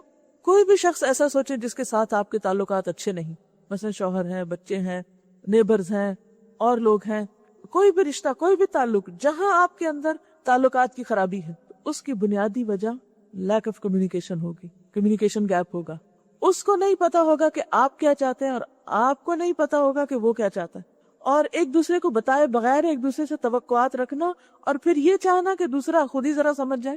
اس کو سمجھ کیوں نہیں آتی؟ اس کو خود ہی سمجھ جانا چاہیے. یہ نہیں ہو سکتا. سمجھ دوسرے کو کیوں نہیں آتی؟ بعض اوقات کلچرل گیپ ہوتا ہے. اب مثلاً ہم کہیں اور پڑھے لکھے، ہمارے بچے کچھ اور پڑھ رہے ہیں، ان کی سوچ، ان کے سوچنے کا انداز، ان کی تھنکنگ، ایوری تھنگ فرق ہے. ہم کسی اور طرح سوچتے ہیں، کسی اور طرح سوچتے ہیں. ہم کیا سوچتے ہیں کہ جس طرح ہمارے ماں باپ نے ہمیں ٹریٹ کیا ہم ان کو اسی طرح ٹریٹ کریں اور وہ ہماری باتیں ویسی سمجھ لیں. یہ ممکن نہیں ہے. اور جب وہ نہیں سمجھتے غریب تو پھر ہم ان پہ ناراض ہوتے ہیں، پھر اس سے گھر کی فضا خراب ہوتی، پھر تعلقات بگڑتے ہیں. تو یہ ایک بہت ہی سنہرا اصول یہاں دیا گیا ہے. اللہ کا یہ طریقہ نہیں کہ لوگوں کو ہدایت دینے کے بعد پھر گمراہی میں مبتلا کرے جب تک کہ انہیں صاف صاف بتا نہ دے کہ انہیں کن چیزوں سے بچنا چاہیے. یعنی اللہ تعالیٰ پہلے یہ بتاتا ہے کہ لوگوں کو کن خیالات، کن اعمال، کن طریقوں سے بچنا ہے. پھر بتانے کے بعد اگر وہ باز نہیں آتے اور غلط کام کیے چلے جاتے ہیں تو پھر اللہ سبحانہ وتعالیٰ ان سے توفیق چھین لیتا، پھر وہ بھٹک جاتے ہیں. یقیناً اللہ ہر چیز کو جانتا ہے. ان اللہ لہ ملک السماوات والارض. در حقیقت اللہ ہر چیز کا علم رکھتا ہے اور یہ بھی واقعہ ہے کہ اللہ ہی کے قبضے میں آسمان و زمین کی سلطنت ہے، اسی کے اختیار میں زندگی اور موت ہے، اور تمہارا کوئی حامی و مددگار ایسا نہیں ہے جو تمہیں اس سے بچا سکے. اللہ نے معاف کر دیا نبی کو اور ان مہاجرین و انصار کو جنہوں نے بڑی تنگی کے وقت میں نبی کا ساتھ دیا، اگرچہ ان میں سے کچھ لوگوں کے دل کجی کی طرف مائل ہو چلے تھے. یعنی بہت سے مخلص لوگ بھی سخت حالات میں کام سے جی چرانے لگے تھے، لیکن چونکہ دل میں ان کے سچی محبت تھی تو اللہ نے ان کو معاف کر دیا. مگر جب انہوں نے کجی کا اتباع نہ کیا بلکہ نبی کا ساتھ ہی دیا تو اللہ نے ان کو معاف کر دیا. بے شک اس کا معاملہ ان لوگوں کے ساتھ شفقت و مہربانی کا ہے، اور ان تینوں کو بھی اس نے معاف کر دیا جن کے معاملے کو ملتوی کر دیا گیا تھا. یہ تین لوگ کعب بن مالک، ہلال بن امیہ اور مرارہ بن ربیع تھے، جو مختلف جگہوں پر اپنے اخلاص کا ثبوت دے چکے تھے. دو ان میں سے تو جنگ بدر میں بھی شریک ہو چکے تھے. تو جب نبی صلی اللہ علیہ وسلم نے تبوک کے لیے کال دی تو جنہوں نے جانا تھا وہ ساتھ چلے گئے. یہ محض سستی کی وجہ سے پیچھے رہ گئے. جب پیچھے رہ گئے تو پھر رہ ہی گئے. جب نبی صلی اللہ علیہ وسلم واپس آئے تو منافقین جھوٹ بول کر اپنے اپنے بہانے کر کے معافی کرا کے جا رہے تھے، لیکن انہوں نے آ کر سچ بات بتا دی کہ اگر ہم غلط بیانی بھی کریں گے تو اللہ آپ کو بتا دے گا، جھوٹ تو کھل جائے گا، اور ہمارے پاس کوئی اور ریزن نہیں سوائے اس کے کہ ہم سے سستی ہوئی، ہم سے غلطی ہوئی. تو اس پر نبی صلی اللہ علیہ وسلم کو حکم دیا گیا کہ آپ خود اور آپ کے سب ساتھی ان سے بائیکاٹ کر لیں. اور تقریباً 50 دن تک پورے مدینہ نے ان سے سوشل بائیکاٹ کر لیا، کوئی ان سے بات نہیں کرتا تھا. اور پھر 50 دن کے بعد ان کی توبہ نازل ہوئی تو ان کے بارے میں فرمایا گیا کہ ان تینوں کو بھی اب اس نے معاف کر دیا سزا دینے کے بعد، جن کے معاملے کو ملتوی کر دیا گیا تھا. اب آپ دیکھیے کہ منافقین کو کوئی سزا نہیں دی گئی، ان کو چھوڑ دیا گیا، لیکن مخلص لوگوں کو جنہوں نے سستی کی، اس سستی کی بنا پر پوچھا گیا، پنش کیا گیا. تو ان کا معاملہ کیا تھا؟ جب زمین اپنی ساری وسعت کے باوجود ان پر تنگ ہو گئی اور ان کی اپنی جانیں بھی ان پر بار ہونے لگی، اور انہوں نے جان لیا کہ اللہ سے بچنے کے لیے کوئی جائے پناہ خود اللہ ہی کے دامن رحمت کے سوا نہیں، تو اللہ اپنی مہربانی سے ان کی طرف پلٹا تاکہ وہ اس کی طرف پلٹ آئیں. یقیناً وہ بڑا معاف کرنے والا اور رحیم ہے. یا ایھا الذین آمنوا اتقوا اللہ وکونوا مع الصادقین. اے لوگو جو ایمان لائے ہو، اللہ سے ڈرو اور سچے لوگوں کے ساتھ رہو، سچوں کا ساتھ دو. یہاں دوستی کا معیار بتایا گیا. منافق جھوٹا ہوتا ہے، منافق کو دین کے کام سے دلچسپی نہیں ہوتی، منافق کو دین کی بات سمجھ نہیں آتی، منافق کی زندگی میں دوغلا پن ہوتا ہے، اس کے زبان اور دل میں کنٹرڈکشن ہوتی، وہ ایک دوسرے کے اپوزٹ ہوتے ہیں. تو ایمان والوں کو یہاں زندگی کا ایک اصول دیا جا رہا ہے کہ اے ایمان والوں، سب سے پہلے تو اللہ سے ڈرو، اور دوسری بات یہ ہے کہ ایسے لوگوں کی دوستی چھوڑ دو کہ جو مخلص نہیں. اس کے برعکس کن لوگوں کے ساتھ جم جاؤ، جڑ جاؤ جو سچے ہیں. اور یہ ایک حقیقت ہے کہ انسان ہمیشہ اپنے دوست سے پہچانا جاتا ہے کہ کس کی دلچسپی کیا، کیونکہ انسان دوست صرف اس کو بنا سکتا ہے جس کا اس سے مزاج ملتا ہو، یعنی جہاں کوئی کامن گراؤنڈ ہو، جہاں بہت ساری چیزیں انسان ایک دوسرے سے شیئر کر سکتا. دو مختلف مزاج کے لوگ، اپوزٹ شخصیتوں کے مالک ایک دوسرے کے ساتھ زیادہ دن نہیں چل سکتے، لازماً ایک دوسرے سے الگ ہو جاتے ہیں، خصوصاً جہاں پر کانفلکٹ آف انٹرسٹ ہو، دلچسپیوں میں فرق ہو جائے. تو انسان دوستی کا معیار کیا رکھے؟ صرف ظاہری دنیاوی کامن چیزیں نہیں، بلکہ سچائی، جہاں اخلاص ہو، سچے ہوں، جو کسی کے خلاف نہیں اپنے خلاف بھی بات کہہ سکتے ہوں، جو اپنی غلطی کا اعتراف کرتے ہوں، جو اتنے بہادر ہوں کہ اپنی غلطی کو مان جائے. یہ غلطی ماننا بھی بڑی بہادری کا کام ہوتا ہے. یہ کہنا کہ I was wrong, this is my mistake, یہ بہت بڑی بات ہوتی ہے. تو ایسے ہی لوگ سچے ہوتے ہیں. وہ نہیں کہ جو غلطی کر کے پھر اس پہ مزید اصرار کریں کہ نہیں میں ہی ٹھیک ہوں، حالانکہ انہیں پتا ہوتا ہے کہ وہ ٹھیک نہیں ہے. اب یہاں پر سوال یہ پیدا ہوتا ہے کہ منافقین کی دوستی سے کیوں منع کیا جا رہا ہے؟ کیا وجہ ہے؟ کیونکہ وہ دین کے کام میں سستی کرتے ہیں. جب تم ان سے اٹھو گے، بیٹھو گے، میل ملاقات کرو گے، بات چیت کرو گے، وہ کوئی نہ کوئی ایسی بات کریں گے کہ تمہارے اندر بھی سستی آ جائے گی، یا تمہاری سستی کو شے مل جائے گی کہ ہم ٹھیک ہی کر رہے نہیں کر رہے. تو ایسے لوگوں سے میل جول چھوڑ دو. ہم نے دیکھا ہوگا کہ جو مختلف کلبز ہوتے ہیں وہ کس بنیاد پر ہوتے ہیں؟ جو بزنس کرتے ہیں لوگ وہ اپنے جیسے لوگوں کا کلب بنا لیتے ہیں، جو کوئی خاص جاب کرتے ہیں، حتیٰ کہ مختلف طرح کے جو بیمار ہوتے ہیں، مثلا ڈائبٹیز کے جو پیشنٹس ہوتے ہیں ان کا کلب ہوتا ہے، کوئی کینسر پیشنٹس کا ہوتا ہے، وہ سارے مل کے ایک جگہ اکٹھے ہو کر اپنے آئیڈیاز شیئر کرتے ہیں، اپنی چیزیں ایک دوسرے کے ساتھ اپنے، اور ایک دوسرے سے ان کو سپورٹ ملتی. جب انسان منافقین کے بیچ میں بیٹھ جائے تو اس کو دین کے کام میں کوئی سپورٹ نہیں ملے گی. اس کے برعکس اگر آپ کسی ایسے شخص کے پاس بیٹھے جس کا ایمان آپ سے زیادہ ہو، جس کا یقین زیادہ ہو، جس کا اخلاق بہتر ہو، تو یقیناً آپ انکانشیسلی اس کو کاپی کرنے لگیں گے، اور بغیر کسی بڑی تکلیف کے خود بخود آپ ویسے ہی ہونے لگے، آپ بلندیوں کو دیکھنے لگیں گے. اور اگر پست ہمت لوگوں کے بیچ میں بیٹھیں گے تو لازماً نیچے ہی دیکھیں گے، پست ہمت ہو جائیں گے. اس لیے ایمان والوں سے کہا جا رہا ہے کہ اللہ سے ڈرو اور سچے لوگوں کے ساتھ ہو جاؤ.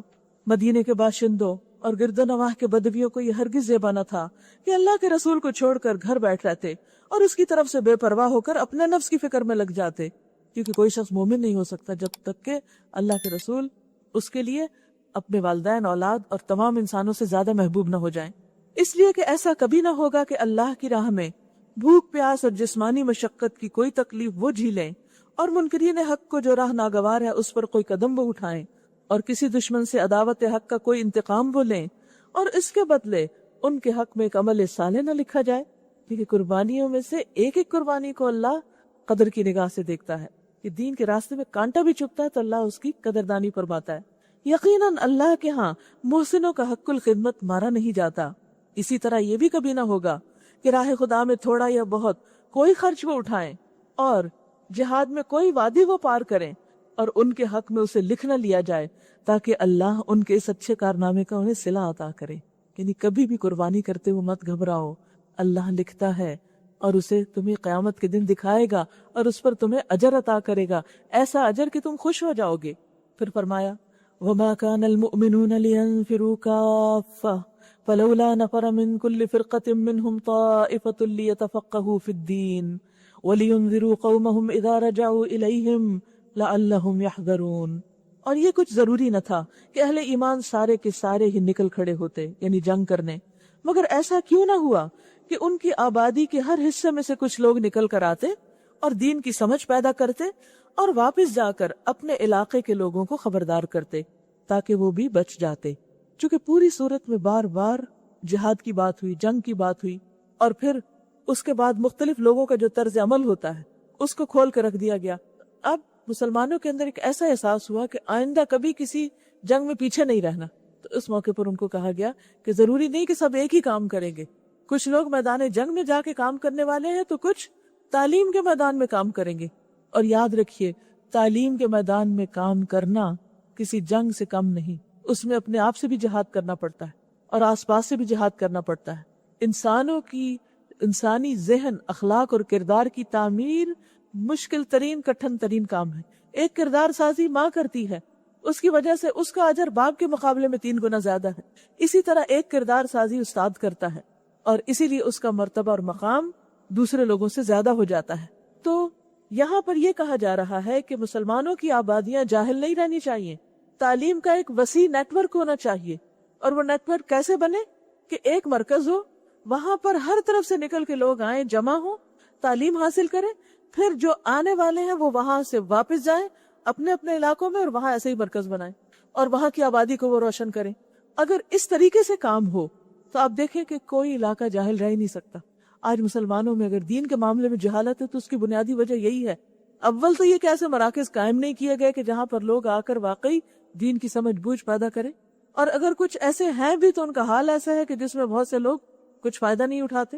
پھر یہ ہے کہ جو لوگ آتے بھی ہیں ان کے سامنے بھی دنیا اتنی اہم ہوتی ہے کہ وہ اس میں پوری طرح دل لگا کے کام نہیں کرتے، لہذا کوالٹی نہیں آتی. اب دیکھیے بہت سے ڈھیروں دینی مدارس ہیں، لیکن کہاں ہے کوالٹی، کہاں ہے دین کی سمجھ بوجھ، کہاں ہے وہ اخلاق اور کردار؟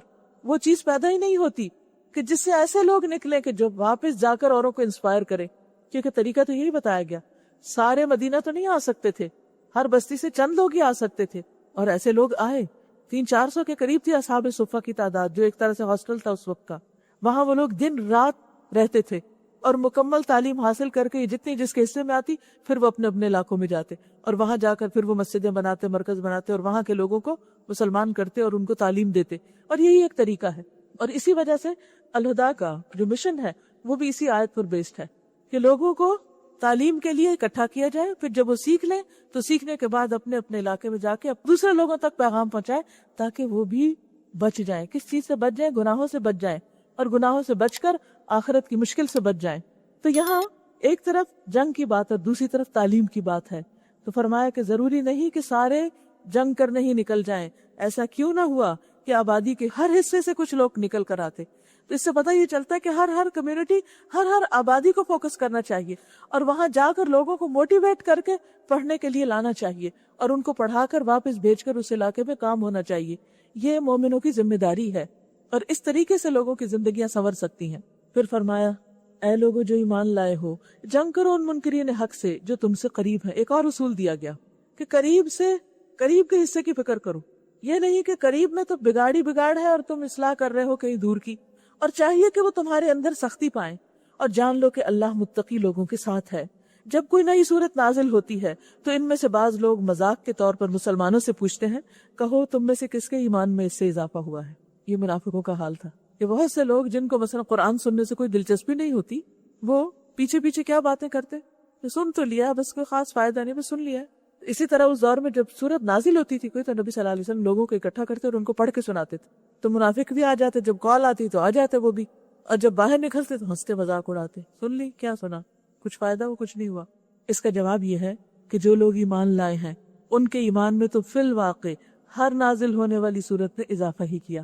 ایمان والوں کو تو ہر روز ایک نئی غذا ملی اور وہ اس سے خوش ہیں.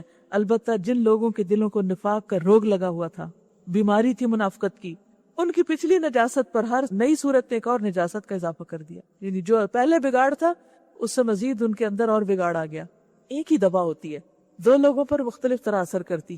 ایک شخص دوا کھاتا ہے صحتیاب ہو جاتا ہے، دوسرا کھاتا ہے اور بیمار پڑتا ہے.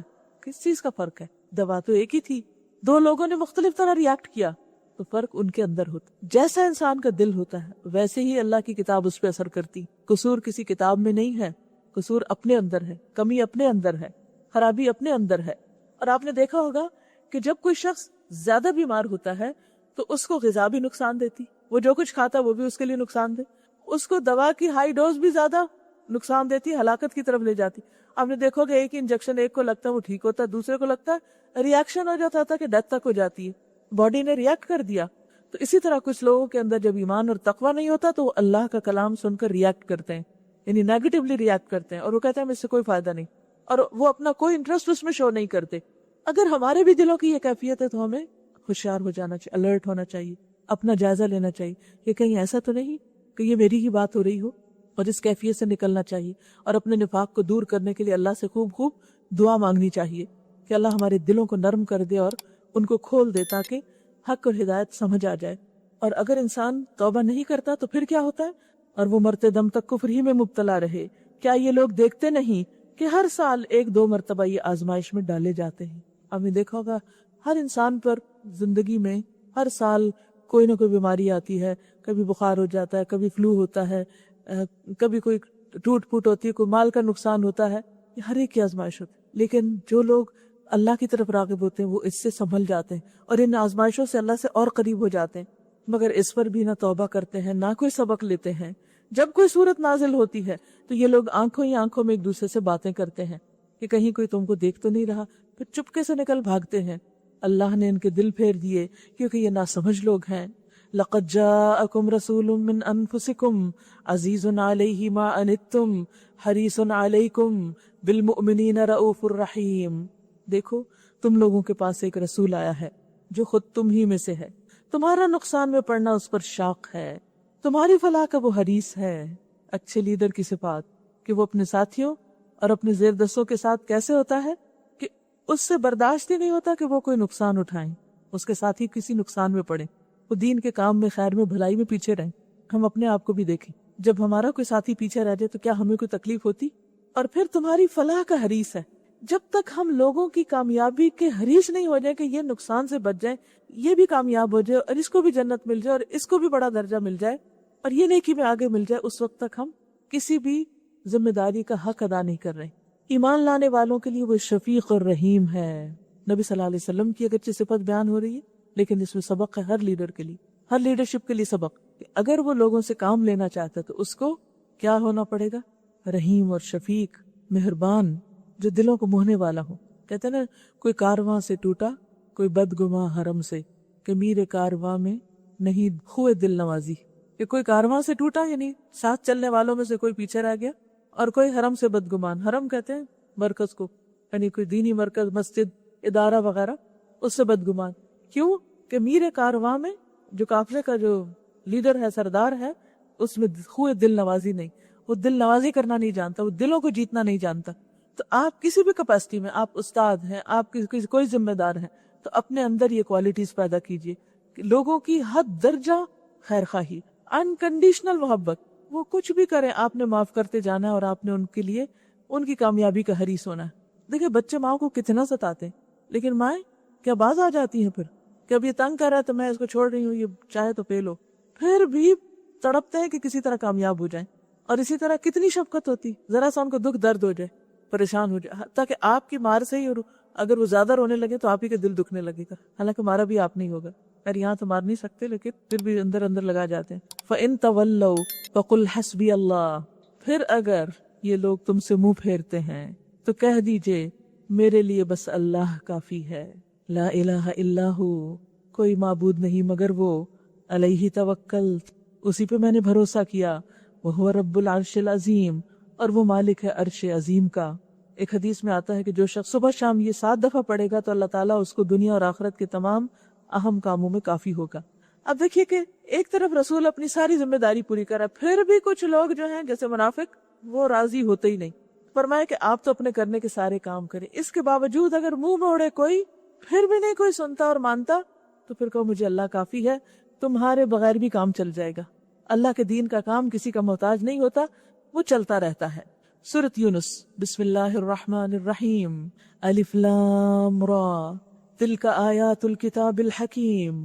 الف لام را، یہ اس کتاب کی آیات ہیں جو حکمت و دانش سے لبریز ہے، بھری ہوئی ہے۔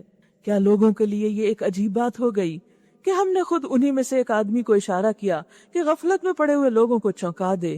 اوحینا، وحی سے، اور وہی کہتے خفیہ اشارے کو، کہ ہم نے اس کو چنا اور کہا جاؤ دوسروں کو جگاؤ، اور جو مان لے ان کو خوشخبری دے دو کہ ان کے لیے ان کے رب کے پاس سچی عزت اور سرفرازی ہے۔ کیا یہی ہے وہ بات جس پر منکرین نے کہا کہ یہ شخص تو کھلا کھلا جادوگر ہے؟ حقیقت یہ ہے کہ تمہارا رب وہی خدا ہے جس نے آسمانوں اور زمین کو 6 دنوں میں پیدا کیا، پھر تخت حکومت پر جلوہ گر ہوا اور کائنات کا انتظام چلا رہا ہے۔ کوئی سفارش کرنے والا نہیں الا یہ کہ اس کی اجازت کے بعد شفاعت کرے۔ یہی اللہ تمہارا رب ہے، لہٰذا تم اسی کی عبادت کرو۔ پھر کیا تم ہوش میں نہ آؤ گے؟ دیکھو تو صحیح، پہچانو تو صحیح کہ پھر وہ عرش پر مستوی ہوا اور کائنات کا انتظام چلا رہا ہے، اسی کی طرف تم سب کو پلٹ کر جانا ہے۔ یہ اللہ کا پکا وعدہ ہے، بے شک پیدائش کی ابتدا وہی کرتا ہے، پھر وہی دوبارہ پیدا کرے گا، تاکہ جو لوگ ایمان لائے اور جنہوں نے نیک اعمال کیے ان کو پورے انصاف کے ساتھ جزا دے، اور جنہوں نے کفر کا رویہ اختیار کیا وہ کھولتا ہوا پانی پئیں، گرم چائے تو پی نہیں جاتی، کھولتا ہوا پانی، اور دردناک سزا بھگتے اس انکار حق کی پاداش میں جو وہ کرتے رہے۔ وہی ہے جس نے سورج کو اجالا بنایا اور چاند کو چمک دی، اور چاند کے گھٹنے بڑھنے کی منزلیں ٹھیک ٹھیک مقرر کر دی، تاکہ تم اس سے برسوں اور تاریخوں کا حساب معلوم کرو۔ اللہ نے یہ سب کچھ کھیل کے طور پر نہیں بلکہ بامقصد بنایا۔ وہ اپنی نشانیوں کو کھول کھول کر پیش کر رہا ہے ان لوگوں کے لیے جو علم رکھتے ہیں، یقیناً رات اور دن کے الٹ پھیر میں اور ہر اس چیز میں جو اللہ نے زمین اور آسمانوں میں پیدا کی ہے نشانیاں ہیں ان لوگوں کے لیے جو غلط بینی اور غلط روی سے بچنا چاہتے ہیں۔ ان الذين لا يرجون لقاءنا ورضوا بالحياة الدنيا واطمأنوا بها والذين هم عن آياتنا غافلون۔ حقیقت یہ ہے کہ جو لوگ ہم سے ملنے کی توقع نہیں رکھتے یعنی آخرت کو بھولے ہوئے ہیں اور دنیا کی زندگی ہی پر راضی اور مطمئن ہو گئے. اسی کے پیچھے دوڑنا اور جب مل جائے تو آرام سے خوش ہو کر اس کو استعمال کرتے ہیں. اور جو لوگ ہماری نشانیوں سے غافل ہیں ان کا آخری ٹھکانہ جہنم ہوگا، ان برائیوں کی پاداش میں جن کا اکتساب وہ کرتے رہے. تو بندہ مومن کو آخرت میں دل لگانا ہے، دنیا پہ راضی اور مطمئن ہو کے نہیں بیٹھ جانا اور آیات سے غافل ہو کر نہیں جینا. آیات سے مراد کونی آیات بھی ہیں، کائنات کی نشانیاں بھی ہیں، اور آیات سے مراد قرآن کی آیات بھی ہیں. تو ہمیں کائنات میں بھی غور و فکر کرنا ہے اور دوسری طرف اللہ کی آیات کے ساتھ بھی تعلق مضبوط رکھنا ہے تاکہ ہم غفلت سے باہر رہیں اور وہی کریں جو اللہ ہم سے چاہتا ہے. غفلت اپوزٹ ہے تقوی کے. اولئک مأواہم النار بما کانوا یکسبون ان الذین آمنوا. اب دوسرا گروہ، بے شک وہ لوگ جو ایمان لائے، وعملوا الصالحات، اور انہوں نے اچھے کام بھی کیے، یہدیہم ربہم بایمانہم، انہیں ان کا رب ان کے ایمان کی وجہ سے سیدھی راہ چلائے گا. گویا ایمان ایک موٹیویشنل فیکٹر ہے جو انسان کو سیدھے رستے پر رکھتا ہے. نعمت بھری جنتوں میں ان کے نیچے نہریں بہتی ہوں گی، وہاں ان کی صدا یہ ہوگی، پاک ہے تو اے خدا. ان کی دعا یہ ہوگی کہ سلامتی ہو. وتحیتہم فیہا سلام، آپس میں ایک دوسرے کو سلام کریں گے. فرشتے اہل ایمان کو سلام کریں گے، اللہ تعالیٰ سلام بھیجیں گے، خادمین جنت حاضر ہوں گے تو سلام کریں گے. ہر طرف سلامتی ہی سلامتی کی آوازیں بلند ہو رہی ہوں گی. اور وہ کیا کہیں گے؟ پاک ہے تو اے خدا. ان کی دعا ہوگی کہ سلامتی ہو اور ان کی ہر بات کا خاتمہ اس پر ہوگا. وآخر دعواہم ان الحمد للہ رب العالمین، کہ ساری تعریف اللہ رب العالمین ہی کے لیے ہے. آپ دیکھیں کہ اہل ایمان کا دنیا میں بھی ہر بات کا خاتمہ کہاں پر ہوتا ہے؟ کچھ ملے تب بھی الحمدللہ، کچھ نہ ملے تب بھی الحمدللہ، کچھ کھائے تب بھی الحمدللہ، سو کے اٹھے تب بھی الحمدللہ، کچھ خوشی کی خبر سنے تب بھی الحمدللہ، کوئی تکلیف کی خبر سنے تب بھی الحمدللہ. مومن کا تقیہ کلام الحمدللہ ہوتا ہے، ہر حال میں اللہ کا شکر کرتا ہے. اور اسی طرح آخرت میں بھی پھر خود بخود یہ الحمدللہ اور یہ تسبیح اس کی زبان سے جاری ہو جائے گی. اگر کہیں اللہ لوگوں کے ساتھ برا معاملہ کرنے میں بھی اتنی ہی جلدی کرتا جتنی وہ دنیا کی بھلائی مانگنے میں جلدی کرتے ہیں تو ان کی مہلت عمل کبھی کی ختم کر دی گئی ہوتی. مگر ہمارا یہ طریقہ نہیں، اس لیے ہم ان لوگوں کو جو ہم سے ملنے کی توقع نہیں رکھتے ان کی سرکشی میں بھٹکنے کے لیے چھوٹ دے دیتے ہیں.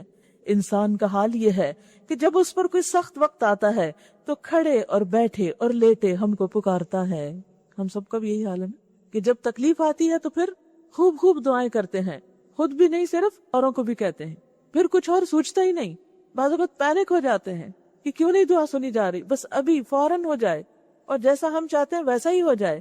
مگر جب ہم اس کی مصیبت ٹال دیتے ہیں تو ایسا چل نکلتا ہے کہ گویا اس نے کبھی اپنے کسی برے وقت میں ہم کو پکارا ہی نہ تھا. جب مطلب حل ہو جاتا ہے تو خود غرض بن کر پھر وہ اپنی دنیا کی طرف لپک جاتا ہے اور اللہ کو بھول جاتا ہے. اسے پتا ہے کہ کام اللہ کرتا ہے، پھر معلوم نہیں کہ وہ کون سی چیز اس کو بھلا دیتی ہے کہ اب بھی اللہ کو یاد رکھنا اور اس کا شکر گزار بننا ہے. اس طرح حد سے گزر جانے والوں کے لیے ان کے کرتوت خوشنما بنا دیے گئے کہ وہ غلط کام بھی کرتے تو اس میں بڑے مطمئن ہیں، سیٹسفائیڈ کہ ہم جو کچھ کر رہے ہیں بہت اچھا ہے. ان کی دنیاوی کوششیں ان کو بہت مطمئن کر دیتی ہیں. لوگوں، تم سے پہلے کی قوموں کو جو اپنے اپنے زمانے میں برسر عروج تھی ہم نے ہلاک کر دیا، یعنی پہلی قوموں کو جب انہوں نے ظلم کی روش اختیار کی اور ان کے رسول ان کے پاس کھلی کھلی نشانیاں لے کر آئے اور انہوں نے ایمان لا کر ہی نہ دیا. اس طرح ہم مجرموں کو ان کے جرائم کا بدلہ دیا کرتے ہیں. اب ان کے بعد ہم نے تم کو زمین میں ان کی جگہ دی ہے تاکہ دیکھیں تم کیسے عمل کرتے ہو. جب انہیں ہماری صاف صاف باتیں سنائی جاتی ہیں تو وہ لوگ جو ہم سے ملنے کی توقع نہیں رکھتے کہتے ہیں کہ اس کے بجائے کوئی اور قرآن لاؤ یا اس میں کچھ ترمیم کرو. اے محمد صلی اللہ علیہ وسلم ان سے کہو میرا یہ کام نہیں کہ اپنی طرف سے اس میں کوئی تغیر و تبدل کر لوں، میں تو بس اس وحی کا پیرو ہوں جو میرے پاس بھیجی جاتی ہے. اگر میں اپنے رب کی نافرمانی کروں تو مجھے ایک بڑے ہولناک دن کے عذاب کا ڈر ہے. اب یہ کون کہہ رہا ہے؟ اللہ کا رسول، کہ اگر میں نافرمانی کروں، اللہ کی بات نہ مانوں تو مجھے اپنے بارے میں ڈر ہے. تو کیا ہمیں نہیں ڈرنا چاہیے؟ ہم کیسے مطمئن ہو گئے؟ کہو اگر اللہ کی مشیت یہی ہوتی تو میں یہ قرآن تمہیں کبھی نہ سناتا، کیونکہ اللہ نے چاہے سناؤں تو اس لیے سناتا. یہ میرا فرض ہے، یہ ذمہ داری ہے، اور اللہ تمہیں اس کی خبر تک نہ دیتا. آخر اس سے پہلے میں ایک عمر تمہارے درمیان گزار چکا ہوں، کیا تم عقل سے کام نہیں لیتے کہ اتنا عرصہ میں نے کبھی تمہیں قرآن پڑھنے کو نہیں کہا؟ زندگی کی ایک بڑی مدت. اب اگر اللہ نے مجھے یہ نعمت دی ہے تو میں تمہارے ساتھ شیئر کرنا چاہتا ہوں، تو اس پر تم مجھ سے ناراض کیوں ہوتے ہو؟ یہ تو تھا نبی صلی اللہ علیہ وسلم کا حال. کس طرح 40 سال تک نہ آپ کو پتا تھا وحی کیا ہے، قرآن کیا ہے، دین کیا ہے، احکام کیا، کچھ بھی نہیں. آپ نے کبھی بھی اپنی قوم کو کچھ نہیں کہا. لیکن جب اللہ نے چن لیا اور کہا کہ جاؤ اٹھو اور خبردار کرو، تو پھر کیا ہوا؟ پھر آپ بتانے لگے. پھر آپ ہی کی قوم کے لوگ، آپ ہی کے رشتہ دار، آپ ہی کے چچا، آپ ہی کے اور دیگر رشتہ دار آپ سے بگڑنے لگے کہ آپ ہمیں یہ کیوں سناتے ہیں، یہ کیوں بتاتے ہیں. چلیے اس کو اپنے پہ لیجئے. آپ کی بھی 40 سال عمر گزری کہ آپ نے قرآن کو پڑھ کے نہیں دیکھا تھا، پتہ ہی نہیں تھا قرآن کیا ہوتا ہے، لہٰذا کبھی کسی کو کہا بھی نہیں کہ تم بھی پڑھ کے دیکھو. جو کھایا نہیں چکھا نہیں دوسرے کو کیا کہیں، کیسے پیش کریں گے؟ اور جس چیز کا خود لطف آتا ہے انسان پھر مجبور ہو جاتا ہے کسی کو کہتے ہیں چکھ کے تو دیکھو. جیسے کوئی کھانا ہوتا ہے نا، آپ اچھا سا کوئی کیک بناتے ہیں، کچھ بناتے ہیں، جب آپ کو خود مزہ آتا ہے تو پھر آپ خود ہی مزہ نہیں لینا چاہتے، لازماً جو اور ہوتا ہے اس کو بھی کہتے ہیں تم بھی مزہ اٹھاؤ، کیونکہ جب بہت سے لوگ مل کے مزہ کر رہے تھے تو اس میں ایک اور مزہ ہوتا ہے. پھر اچھا اب آپ دیکھیے، آپ نے قرآن پڑھا، اب آپ کو ایک مزہ آنے لگا. اب آپ کیا چاہتے ہیں؟ اب آپ ہر ایک سے کہتے ہیں تم بھی پڑھ کے دیکھو. اور اگر آپ نہیں کہتے نا تو اس کا مطلب ہے آپ کو خود بھی نہیں ابھی آیا. یہ ہو نہیں سکتا کہ جس کو قرآن میں لطف آنے لگے، جس کی روح جاگ جائے، وہ دوسروں کو پکڑ پکڑ کے نہ لائے کہ سنو تو صحیح، پڑھو تو صحیح، دیکھو تو صحیح. اب آپ دیکھیے، اب آپ جب اپنے بچوں کو کہتے ہیں پڑھ کے تو دیکھو، دوستوں کو کہتے ہیں پڑھ کے تو دیکھو، شوہر کو بتاتے ہیں پڑھو تو صحیح، اپنے دوستوں کو بتاتے ہیں پڑھ کے تو دیکھو، چکھو تو، پھر وہ کیا کہتے ہیں؟ وہ بھاگنے لگتے ہیں، وہ بگڑنے لگتے ہیں، وہ ناراض ہوتے ہیں. تو اسی طرح نبی صلی اللہ علیہ وسلم کے ساتھ بھی معاملہ ہو رہا ہے. فرمایا اگر اللہ نہ چاہتا تو میں یہ کبھی نہ کرتا. اور ہمیں بھی کس نے کہا ہے کہ اس کو آگے پہنچاؤ؟ اللہ ہی نے. تو آپ کو بھی کیا بتانا چاہیے کہ اگر یہ اللہ کا حکم نہ ہوتا اور مجھ پہ فرض نہ تھا تو میں کبھی تمہیں انوائٹ نہ کرتا، میں تمہیں مجبور نہ کرتا. لیکن یہ میری ذمہ داری ہے، مجھ سے پوچھ ہوگی، میرا فرض ہے، اس لیے مجھے تمہیں بتانا ہے. اور جب انسان کو اپنے فرض کا احساس ہو جاتا ہے پھر وہ چین سے بیٹھ ہی نہیں سکتا. وہ جاگتے ہوئے وہ خواب میں بھی کیا کرتا ہے؟ وہ قرآن سنا رہا ہوتا ہے، وہ لوگوں کو اس طرح بلا رہا ہوتا ہے، کیونکہ وہ اس کا پیشن بن چکا ہے. اور یاد رکھیے، جب تک کوئی چیز آپ کے خوابوں کا حصہ نہیں ہوتی، جب تک کوئی چیز آپ کے خوابوں کا حصہ نہیں بنتی اور آپ دن کے علاوہ رات کو اس کے لیے نہیں جاگتے، اس وقت تک آپ کی اس کے ساتھ سنسیئر اور سچی محبت نہیں. قیامت کے دن قرآن بھی کیا گواہی دے گئے؟ یا رب میں نے اس کو رات کے وقت سونے سے روکا، جگایا. خواہ آپ ترجمہ یاد کر رہے ہو، خواہ آپ حافظ بن رہے ہو، خواہ آپ تراویح سنا رہے ہو، خواہ آپ تراویح پڑھ رہے ہو، خواہ آپ بیٹھ کے اس پہ غور و فکر کر رہے ہو، صرف دن کافی نہیں ہوتا، رات بھی اس میں لگانی ہوتی. اور رات کو ان ناشئۃ اللیل ہی اشد وطئا واقوم قیلا، رات کا پڑھنا کچھ اور ہی مزہ رکھتا ہے. ہم کسی بھی کام میں رات کب لگاتے ہیں؟ جب اس کے اندر ہماری بہت دلچسپی ہوتی، وہ ہم اکیلے بیٹھ کے یکسوئی اور خاموشی کے ساتھ رات کو کرنا چاہتے ہیں. تو بات یہ ہے کہ دن کو بھی اور رات کو بھی، جیسے نوح علیہ السلام اپنی قوم کو بتاتے تھے، ثم انی دعوتهم جہارا ثم انی اعلنت لهم واسررت لهم اسرارا، چپ کے بھی اور علانیہ بھی. تو ہم سب بھی اپنے دلوں کا جائزہ لیں، اپنے آپ کو دیکھیں، کیا ہمارے اندر بھی قرآن کا ایسا شوق آ گیا؟ اب دیکھیے، دنیا میں قرآن جیسی کوئی چیز ہے ہی نہیں، کیونکہ باقی ساری اللہ کی کریشن ہے اور یہ اللہ کا کلام ہے. ایک صحابی تھے، قرآن پڑھتے تھے اور پڑھتے پڑھتے رو پڑتے تھے اور اپنی آنکھوں پہ رکھ لیتے اور کہتے تھے میرے رب کا کلام، میرے رب کی باتیں. اور واقعی جتنی محبت رب سے ہوگی اتنی ہی محبت اس کتاب سے ہوگی. یہ ایک پیمانہ ہے رب کی محبت کا، کیونکہ جس سے محبت ہوتی ہے اس کی باتیں بھی اچھی لگتی ہیں، اور جس سے محبت نہیں ہوتی، چیڑ ہوتی ہے، وہ کتنی بھی بڑی اچھی بات کرے ہم سننا ہی نہیں چاہتے، ہم کہتے بد کہو. فرمایا کیا تم عقل سے کام نہیں لیتے، سمجھتے نہیں؟ ویسے تو بڑے سمجھدار ہو لیکن تم سمجھتے نہیں کہ اس سے پہلے کبھی میں نے تم کو یہ نہیں بتایا اور اب تمہیں بتا رہا ہوں تو اس کے پیچھے کوئی وجہ ہوگی. اللہ ہی نے مجھے یہ سب کچھ دیا ہے. پھر اس سے بڑھ کر اور کون ظالم ہوگا جو ایک جھوٹی بات گھڑ کر اللہ کی طرف منسوب کرے یا اللہ کی واقعی آیات کو جھوٹا قرار دے. یقیناً مجرم کبھی فلاح نہیں پاتے. وَيَعْبُدُونَ مِن دُونِ اللَّهِ مَا لَا يَضُرُّهُمْ وَلَا يَنفَعُهُمْ، یہ لوگ اللہ کے سوا ان کی پرستش کر رہے ہیں جو ان کو نہ نقصان پہنچا سکتے ہیں نہ نفع، اور کہتے ہیں یہ اللہ کے ہاں ہمارے سفارشی ہیں. یعنی اللہ کی قدر کم کر کے، اللہ کا مقام گھٹا کے اوروں کے پاس جاتے ہیں اور کہتے ہیں یہ ہمیں چھڑائیں گے، یہ ہمیں رزق دیں گے، یہ ہمیں فائدہ دیں گے. کس قدر کم عقلی کی بات ہے. اے محمد صلی اللہ علیہ وسلم، ان سے کہو کیا تم اللہ کو اس بات کی خبر دیتے ہو جسے نہ وہ آسمانوں میں جانتا نہ زمین میں، جس بات کا کوئی وجود ہی نہیں کہ اللہ کے سوا کسی اور کے پاس طاقت اور اختیار ہو؟ پاک ہے وہ اور بالا و برتر اس شرک سے جو یہ لوگ کرتے ہیں. ابتدا میں سارے انسان ایک ہی امت تھے، بعد میں انہوں نے مختلف عقیدے اور مسلک بنا لیے اور اگر تیرے رب کی طرف سے پہلے ہی ایک بات طے نہ کر لی گئی ہوتی تو جس چیز میں وہ باہم اختلاف کر رہے ہیں اس کا فیصلہ کر دیا جاتا۔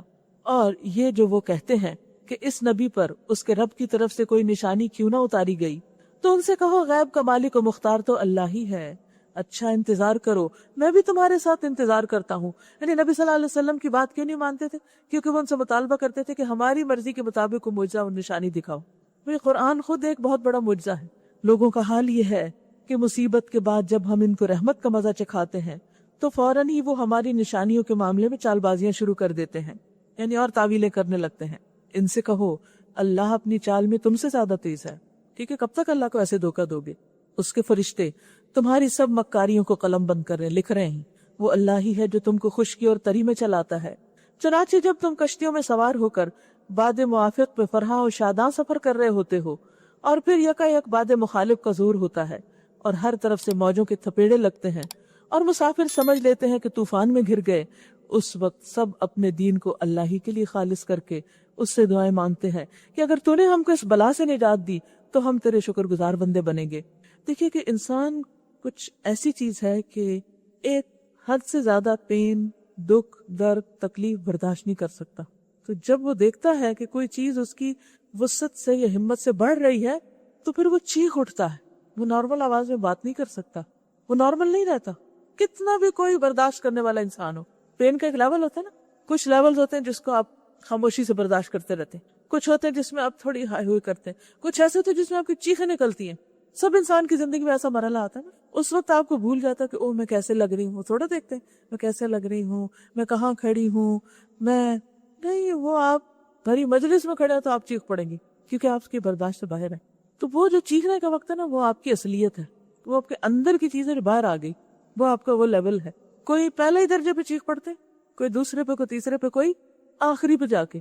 اب آپ دیکھیے کہ یہ جو مشرکین مکہ تھے عام حالات میں اپنی دنیا میں مگن ہے، لیکن جب سفر میں، سمندر میں، کشتی میں موجیں آنے لگتی، پانی سر پہ آنے لگتا تو پھر چیخ اٹھتے، اور اس وقت ان کے اندر کی فطرت بول اٹھتی، سارے معبود گم ہو جاتے اور صرف اللہ کو پکارتے۔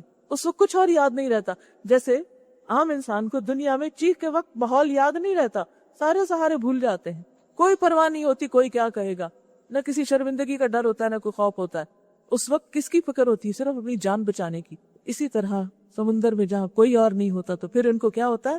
صرف اللہ یاد آتا ہے۔ پھر انسان کی فطرت میں جو اللہ کی پہچان راسخ ہے نا، وہ باہر آ جاتی۔ تو اللہ تعالیٰ ہر انسان کو زندگی میں کسی نہ کسی آزمائش میں ڈال کے اس کی اصل کو جھنجھوڑ کے باہر لاتا ہے۔ کچھ لوگ ہیں تھوڑی دیر کے لیے آنکھ کھولتے ہیں پھر سو جاتے ہیں، جیسے کوئی سو رہا ہوتا ہے نا، آپ چیختے ہیں، اٹھتے ہیں، پھر اچھا الارم بجتا ہے، ہاتھ مارتے ہیں، سو گئے، اور بغیر سحری کے روزہ رکھ لیا۔ تو بہت سی آوازوں کو ہم ویسے نہیں سنتے، یا سنتے ہیں تو تھوڑی دیر کے لیے سنتے ہیں پھر سو جاتے ہیں۔ تو یہ بھی اللہ کی رحمت ہوتی ہے کہ وہ ہمیں دنیا میں حق دکھاتا ہے۔ بات یہ ہے کہ ہم آج سنیں، اور آج اس دن کی تکلیف کو جو کل قیامت کے دن آنے والی ہے آج محسوس کر کے سب کچھ پیچھے چھوڑ کے، سب کو بھول کے اللہ کو تھام لے۔ اچھا ہم کیوں نہیں اللہ کی بات مانتے؟ اللہ کو کوئی حکم آتا ہے آرام سے کیوں نہیں سن لیتے؟ کیونکہ آس پاس ماحول کا بڑا ڈر ہوتا ہے، پیئر پریشر ہوتا ہے۔ ہم کہتے ہیں کہ اگر ہم نے سر ڈھانک لیا تو ہمارے دوست کیا کہیں گے، ہم لوگوں میں بے وقوف ہو جائیں گے، خاندان والے کیا کہیں گے، برادری کیا کہے گی، سوسائٹی کیا کہے گی، وہ کیا کہے گا، وہ سب کی پرواہ ہوتی ہے نا۔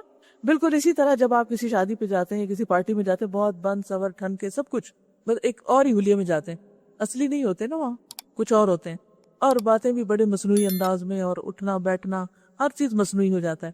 اچھا وہ یہ سب کچھ کیوں کرتے ہیں؟ ذرا سوچیں، لوگوں پر اپنا ایک امپریشن ڈالنے کے لیے کہ ہم بڑی چیز ہیں، یا ہم بڑے خوبصورت ہیں، یا جو کچھ بھی، ہر ایک اپنا اپنا نظریہ ہوتا ہے، اس کے مطابق ہو جاتا ہے۔ عام حالات میں بھی ہم اسی طرح کی ایک مصنوعی زندگی گزار رہے ہیں، لوگوں کے لیے جی رہے ہیں، لوگوں کے سہارے پہ جی رہے ہیں، ہم وہ کر رہے ہیں جو لوگ ہم سے چاہتے ہیں، اس کو خوش کر رہے ہیں، اس کو خوش کر رہے ہیں، اس کو خوش کر رہے ہیں، اور اللہ کو خوش کرنا بھول گئے ہیں۔ لیکن جب اللہ کی طرف سے کوئی آزمائش آتی ہے تو انسان آنکھ کھول کے دیکھتا ہے کہ اصل کون حقدار ہے کہ جس کو خوش کیا جائے، تو پھر ہم لوگوں کی پرواہ اس وقت چھوڑ دیتے ہیں۔ اب دیکھیں کہ کسی ایسے ماحول میں اگر ہمیں چوٹ لگ جائے یا کہیں بھگدڑ بچ جائے، مثلاً کسی پارٹی میں اگر مثلاً خدا نخواستہ زلزلہ آ جائے، ایک طوفان آ جائے، یا وہاں پر کوئی اور اس طرح کی کیفیت ہو، انہی مصنوعی لوگوں کو آپ پھر بھاگتے دیکھیں، کیسے بھاگتے ہیں؟ اس وقت ان کو خیال ہوتا ہے کہ ہم کیسے لگ رہے ہیں، دوپٹہ کہاں ہے اور بال کہاں ہے اور جوتا کہاں ہے؟ وہ تو جوتا کہیں ایک ہوگا، دوپٹہ کہیں ہوگا، بال کہیں، ہوش و حواس اڑے ہوئے ہوں گے، بھاگ رہے ہوں گے کہ اس خطرے سے بچے۔ پھر ان کی اصلیت سامنے آ جاتی ہے۔ یاد رکھیں قیامت کا دن بھی ایسا ہی ہوگا، اتنا سخت دن ہوگا کہ سارے ہمارے آس پاس کے لوگ اور وہ سارا ماحول اور سوسائٹی جن کے ڈر سے ہم خدا کا حکم نہیں مانتے، وہ سارے بھاگ جائیں گے اور ہم بھی کہیں اور بھاگ رہے ہوں گے۔ تو اس دن کے ڈر سے آج دنیا کے دن کو قیامت کا دن سمجھے اور آج وہ کریں جو کل کرنے والے ہیں، آج اس چیز کا اقرار کر لیں، آج اس چیز کی اطاعت کر لیں جس کی کل کرنا چاہیں گے تو موقع نہ ہوگا، کرنے نہ دیا جائے گا۔ تو جب ہر طرف سے موجوں کے تھپیڑے لگتے ہیں اور مسافر سمجھتے ہیں کہ طوفان میں گھر گئے، سیلاب آ گیا، اس وقت سب اپنے دین کو اللہ ہی کے لیے خالص کر کے اسی سے دعائیں مانگتے ہیں کہ اگر تو نے ہم کو اس بلا سے نجات دی تو ہم شکر گزار بندے بنیں گے۔ مگر جب وہ ان کو بچا لیتا ہے تو پھر وہی لوگ حق سے منحرف ہو کر زمین میں بغاوت کرنے لگتے ہیں۔ اسی لیے قیامت کے دن اللہ تعالیٰ کسی کو واپس نہیں بھیجے گا، کیونکہ دنیا میں بھی چھوٹی قیامتیں آئی تھی، ہر شخص کی زندگی میں چھوٹی قیامت آتی ہے، کوئی نہ کوئی انتہائی مشکل وقت آتا ہے، اور اگر انسان اس سے سبق نہیں لیتا تو قیامت کے دن پھر سبق کیا لے گا؟ لوگوں، تمہاری یہ بغاوت، سرکشی، ایروگنس تمہارے خلاف پڑ رہی ہے، پھر ہماری طرف تمہیں پلٹ کر آنا ہے، اس وقت ہم تمہیں بتا دیں گے کہ تم کیا کچھ کرتے رہے ہو۔ دنیا کی یہ زندگی جس کے نشے میں مست ہو کے اس مصنوعی ماحول میں تم اللہ کی نشانیوں کو بھولے ہوئے ہو، اس کی مثال ایسی ہے جیسے آسمان سے ہم نے پانی برسایا تو زمین کی پیداوار جسے آدمی اور جانور سب کھاتے ہیں خوب گھنی ہو گئی۔ آج کل جیسے آپ دیکھتے ہیں ہر طرف سبزہ ہے بارشوں کے بعد، پھر عین اس وقت جبکہ زمین اپنی بہار پہ تھی اور کھیتیاں بنی سنوری کھڑی تھیں اور ان کے مالک سمجھ رہے تھے کہ اب ہم ان سے فائدہ اٹھانے پہ قادر ہیں، یکایک رات کو یا دن کو ہمارا حکم آ گیا اور ہم نے اسے ایسا غارت کر کے رکھ دیا گویا کل وہاں کچھ تھا ہی نہیں۔ اگر اس مثال کو سمجھنا ہو تو دیکھیے مناظر سیلاب کے بعد کی تباہیوں کے کہ پورے شہر اور دیہات صفحہ ہستی سے مٹ گئے ہیں، کچھ بھی وہاں باقی نہیں رہا، نہ فصلیں، نہ کھیت، نہ مویشی، نہ ساز و سامان، نہ انسان۔ وہ گھر جو انسانوں نے بنائے تھے یہ سوچ کر کہ ہمیشہ اس میں رہیں گے، اب جوانی اس میں گزرے گی، اس میں بچے بیاہ کے لائیں گے، اس میں بڑھاپا گزرے گا، ساری زندگیوں کی پونجی جمع کر کے جن گھروں کو بنایا گیا تھا آج وہ گھر باقی نہیں ہے۔ اور یہ صرف چند لوگوں کے ساتھ نہیں، کسی کے ساتھ کسی بھی لمحے پہ ہو سکتا ہے۔ کیا انہوں نے کبھی سوچا تھا کہ ان کے ساتھ کبھی ایسا بھی ہوگا؟ جیسے آج ہم نہیں سوچ سکتے کہ کبھی ایسا بھی ہو سکتا ہے، اور اللہ تعالیٰ محفوظ رکھے سب کو، لیکن اصل طاقت اللہ کی ہے، کسی کے ساتھ کہیں بھی کچھ بھی ہو سکتا ہے۔ کچھ لوگ ان میں سے ایسے تھے صرف سیر و تفریح کے لیے گئے ہوئے تھے اور ٹریپ ہو گئے، پل ٹوٹ گیا اور وہ وہیں پر پھنس گئے اور کئی دن تک پھنسے رہے، کہیں خوراک نہیں پہنچ رہی، کہیں بارش تھم نہیں رہی، کہیں سر ڈھانکنے کی جگہ نہیں، بارش میں ٹھٹر رہے ہیں اور کوئی مدد کو پہنچنے والا بھی نہیں، کہ چاروں طرف سے یوں پانی ہے جیسے سمندر میں کھڑے ہوں کسی جزیرے کے اندر، کہ نہ وہاں سے نکل سکتے اور نہ وہاں کوئی پہنچ سکتا ہے۔ دنیا میں اللہ تعالیٰ ایسے منظر دکھا دیتا ہے کہ وہ اگر کسی کی نگاہ تو سبق پکڑے۔ ہر انسان ایک باغ لگاتا ہے اور ہر انسان امیدوں کی ایک بہار دیکھتا ہے اپنے خوابوں میں، اور اس کے لیے محنت کرتا ہے، اس کے لیے پیسہ جمع کرتا ہے، اس کے لیے تعلیم حاصل کرتا ہے، اس کے لیے ڈگریاں سمیٹتا ہے کہ ایک وقت آئے گا اور اس میں وہ آرام سے رہ سکے گا، لیکن اس سے پہلے کہ اس میں رہ جائے موت کا فرشتہ پہنچ جاتا ہے۔ مجھے کسی نے بتایا کہ کوئی صاحب تھے، انہوں نے نیا گھر لیا اور وہ شفٹنگ کر رہے تھے، شفٹنگ کرتے کرتے ہر چیز لے گئے اندر، سیٹ کر لیا گھر، آخری جو چکر تھا اس میں جو آخری سٹیپ تھا ابھی گھر کے اندر رکھنے نہ پائے تھے کہ اوہ کہہ کے گر گئے اور وہی ختم ہو گئے۔ اوہ کہنا کیا تھا، اوہو موت کا فرشتہ آ گیا، اس نے اندر جانے ہی نہیں دیا، باہر ہی قدم پکڑ لیے، وہیں پر ختم ہو گیا، ڈھیر ہو گیا۔ اور یہ بھی ایک شخص کی کہانی نہیں، بہت سوں کے ساتھ ایسا ہوتا ہے کہ انسان اپنے ہی لگائے ہوئے باغ کا پھل نہیں کھا سکتا، اپنے ہی بنائے ہوئے گھر میں نہیں رہ سکتا۔ یہ دنیا کی حقیقت ہے، کاش ہم سمجھیں، لیکن پھر ہم بھول جاتے ہیں، روز بھول جاتے ہیں، فرائض چھوڑ کے گھروں کو سجانے میں لگے رہتے ہیں۔ سب سے بڑا ہم اور غم ہی وہی ہے۔ کیا کوئی بہت ضروری ہوتا ہے کہ ہر روز صبح سے شام تک روزانہ ہی گھر چمکایا جائے، ہر چیز ٹپ ٹاپ ہی نظر آئے، پرفیکٹ، ہر چیز اپنی جگہ پر ہی ہو؟ ٹھیک ہے، ہو اچھی بات ہے، لیکن یہ تو نہیں کہ نماز نہ پڑھے اور آپ چیزوں کو بت بنا کے ان کی پوجا کرتے رہیں۔ کیا اسی میں زندگی گزر جائے گی؟ اتنی قیمتی زندگی بس صرف دنیا سے جاتے ہی گزار دیں؟ تو کسی کے لیے گھر ہے، کسی کے لیے کچھ اور باغ ہے، کسی کے لیے کچھ ہے۔ تو بات یہ ہے کہ یہ دنیا کی زندگی جتنا بھی اس میں بہار لے آئیں، اچانک اللہ کا حکم آ جاتا ہے اور ایسا غارت کر کے رکھ دیتا ہے کہ جیسے کل یہاں کچھ تھا ہی نہیں، کوئی بسا ہی نہ ہو۔ کَأَلَّمْ تَغْنَ بِالْأَمْسِ، سینکڑوں سالوں سے آباد شہر اور بستیاں کَأَلَّمْ تَغْنَ بِالْأَمْسِ ایسے نظر آ رہے ہیں جیسے کبھی یہاں کوئی زندگی کے آثار نہ تھے۔ اس طرح ہم نشانیاں کھول کھول کر پیش کرتے ہیں ان لوگوں کے لیے جو سوچنے سمجھنے والے ہیں۔ تم اس ناپائیدار زندگی کے فریب میں مبتلا ہو رہے ہو اور اللہ تمہیں دار السلام کی طرف دعوت دے رہا ہے، وہاں کے لیے تیاری کرو۔ ہدایت اس کے اختیار میں ہے، جس کو وہ چاہتا ہے سیدھا راستہ دکھا دیتا ہے، لیکن ہمارے اندر بھی تو کوئی طلب ہونا۔ جن لوگوں نے بھلائی کا طریقہ اختیار کیا، للذین احسنوا الحسنی وزیادہ، ان کے لیے بھلائی ہے اور مزید فضل اور بھی ملے گا۔ تم اللہ کے لیے کچھ کرو تو صحیح، وہ تو کئی گنا واپس لوٹائے گا۔ ان کے چہروں پر روسیاہی اور ذلت نہ چھائے گی، وہ جنت کے مستحق ہیں جہاں وہ ہمیشہ رہیں گے، جہاں وہ اپنے رب کا دیدار کریں گے۔ زیادہ، اور جن لوگوں نے برائیاں کمائیں ان کی برائی جیسی ہے ویسا ہی بدلہ پائیں گے۔ ذلت ان پہ مسلط ہوگی، شرمندگی، رسوائی، کوئی اللہ سے ان کو بچانے والا نہ ہوگا۔ ان کے چہروں پہ ایسے تاریکی چھائی ہوئی ہوگی جیسے رات کے سیاہ پردے ان پہ پڑے ہوئے ہوں۔ وہ دوزخ کے مستحق ہیں جہاں وہ ہمیشہ رہیں گے۔ جس روز ہم ان سب کو ایک ساتھ اپنی عدالت میں اکٹھا کریں گے، پھر ان لوگوں سے جنہوں نے شرک کیا ہے کہیں گے کہ ٹھہر جاؤ، تم بھی اور تمہارے بنائے ہوئے شریک بھی۔ پھر ہم ان کے درمیان سے اجنبیت کا پردہ ہٹا دیں گے، یعنی ان کا باہمی رشتہ توڑ دیں گے، اور ان کے شریک کہیں گے کہ تم ہماری عبادت تو نہیں کرتے تھے، ہمارے اور تمہارے درمیان اللہ کی گواہی کافی ہے۔ اگر تم ہماری عبادت کرتے بھی تھے تو ہم تمہاری اس عبادت سے بالکل بے خبر تھے۔ اس وقت ہر شخص اپنے کیے کا مزہ چکھ لے گا، سب اپنے حقیقی مالک کی طرف پھیر دیے جائیں گے، اور وہ سارے جھوٹ جو انہوں نے گھڑ رکھے تھے گم ہو جائیں گے۔ قُلْ مَن يَرْزُقُكُم مِّنَ السَّمَاءِ وَالْأَرْضِ أَمَّن يَمْلِكُ السَّمْعَ وَالْأَبْصَارَ، ان سے پوچھو کون تم کو آسمان اور زمین سے رزق دیتا ہے؟ یہ آنکھ، یہ کان اور بینائی، یہ قوتیں کس کے اختیار میں ہے؟ کون بے جان میں سے جاندار کو اور جاندار میں سے بے جان کو نکالتا ہے؟ کون اس نظم عالم کی تدبیر کر رہا ہے؟ وہ ضرور کہیں گے کہ اللہ۔ کہو پھر تم حقیقت کے خلاف چلنے سے پرہیز نہیں کرتے؟ تب تو یہی اللہ تمہارا حقیقی رب ہے، پھر حق کے بعد گمراہی کے سوا اور کیا باقی رہ گیا؟ آخر یہ تم کدھر پھرائے جا رہے ہو؟ کون ہے جو تم کو الٹا پھیر دیتا ہے؟ بات سمجھ آنے کے بعد بھی پھر تم پرانی ڈگر پہ چل پڑتے ہو۔ اس طرح نافرمانی اختیار کرنے والوں پر تمہارے رب کی بات صادق آ گئی کہ وہ مان کر نہ دیں گے۔ ان سے پوچھو تمہارے ٹھہرائے ہوئے شریکوں میں کوئی ہے جو تخلیق کی ابتدا بھی کرتا ہو، یعنی جو اوریجنیٹ کر سکتا اور پھر ریپیٹ کر سکتا ہو؟ کہو وہ صرف اللہ ہے جو تخلیق کی ابتدا بھی کرتا ہے اور اس کا اعادہ بھی کرتا ہے۔ پھر تم یہ کس الٹی راہ پہ چلائے جا رہے ہو؟ کون ہے تمہارا دشمن جو تمہیں حق سے پھیر رہا ہے؟ ان سے پوچھو تمہارے ٹھہرائے ہوئے شریکوں میں کوئی ایسا بھی ہے جو حق کی طرف رہنمائی کرتا ہو؟ تو کہو وہ صرف اللہ ہے جو حق کی طرف رہنمائی کرتا ہے۔ اس لیے قرآن پڑھنا ضروری ہے۔ پھر بھلا بتاؤ جو حق کی طرف رہنمائی کرتا ہے وہ اس کا زیادہ مستحق ہے کہ اس کی پیروی کی جائے، یا وہ جو خود راہ نہیں پاتا الا یہ کہ اس کی رہنمائی کی جائے؟ یعنی اللہ کے سوا باقی ساری مخلوق رہنمائی کی محتاج ہے، جو خود رہنمائی کی محتاج ہے وہ تمہاری رہنمائی کیا کرے گی؟ اصل رہنما تو وہی ہے۔ آخر تمہیں کیا ہو گیا ہے؟ کیسے الٹے الٹے فیصلے کرتے ہو؟ اللہ کو چھوڑ کے دوسروں کے پاس جاتے ہو کچھ سیکھنے؟ اس لیے وہ دعا سکھائے گی نا کہ وَلَا تَجْعَلِ الدُّنْيَا أَكْبَرَ هَمِّنَا وَلَا مَبْلَغَ عِلْمِنَا۔ حقیقت یہ ہے کہ ان میں سے اکثر لوگ محض قیاس اور گمان کے پیچھے چلے جا رہے ہیں۔ اب دیکھیں دنیاوی علوم جتنے بھی ہیں ان کی بنیاد کیا ہے؟ انالوجی، قیاس، گمان۔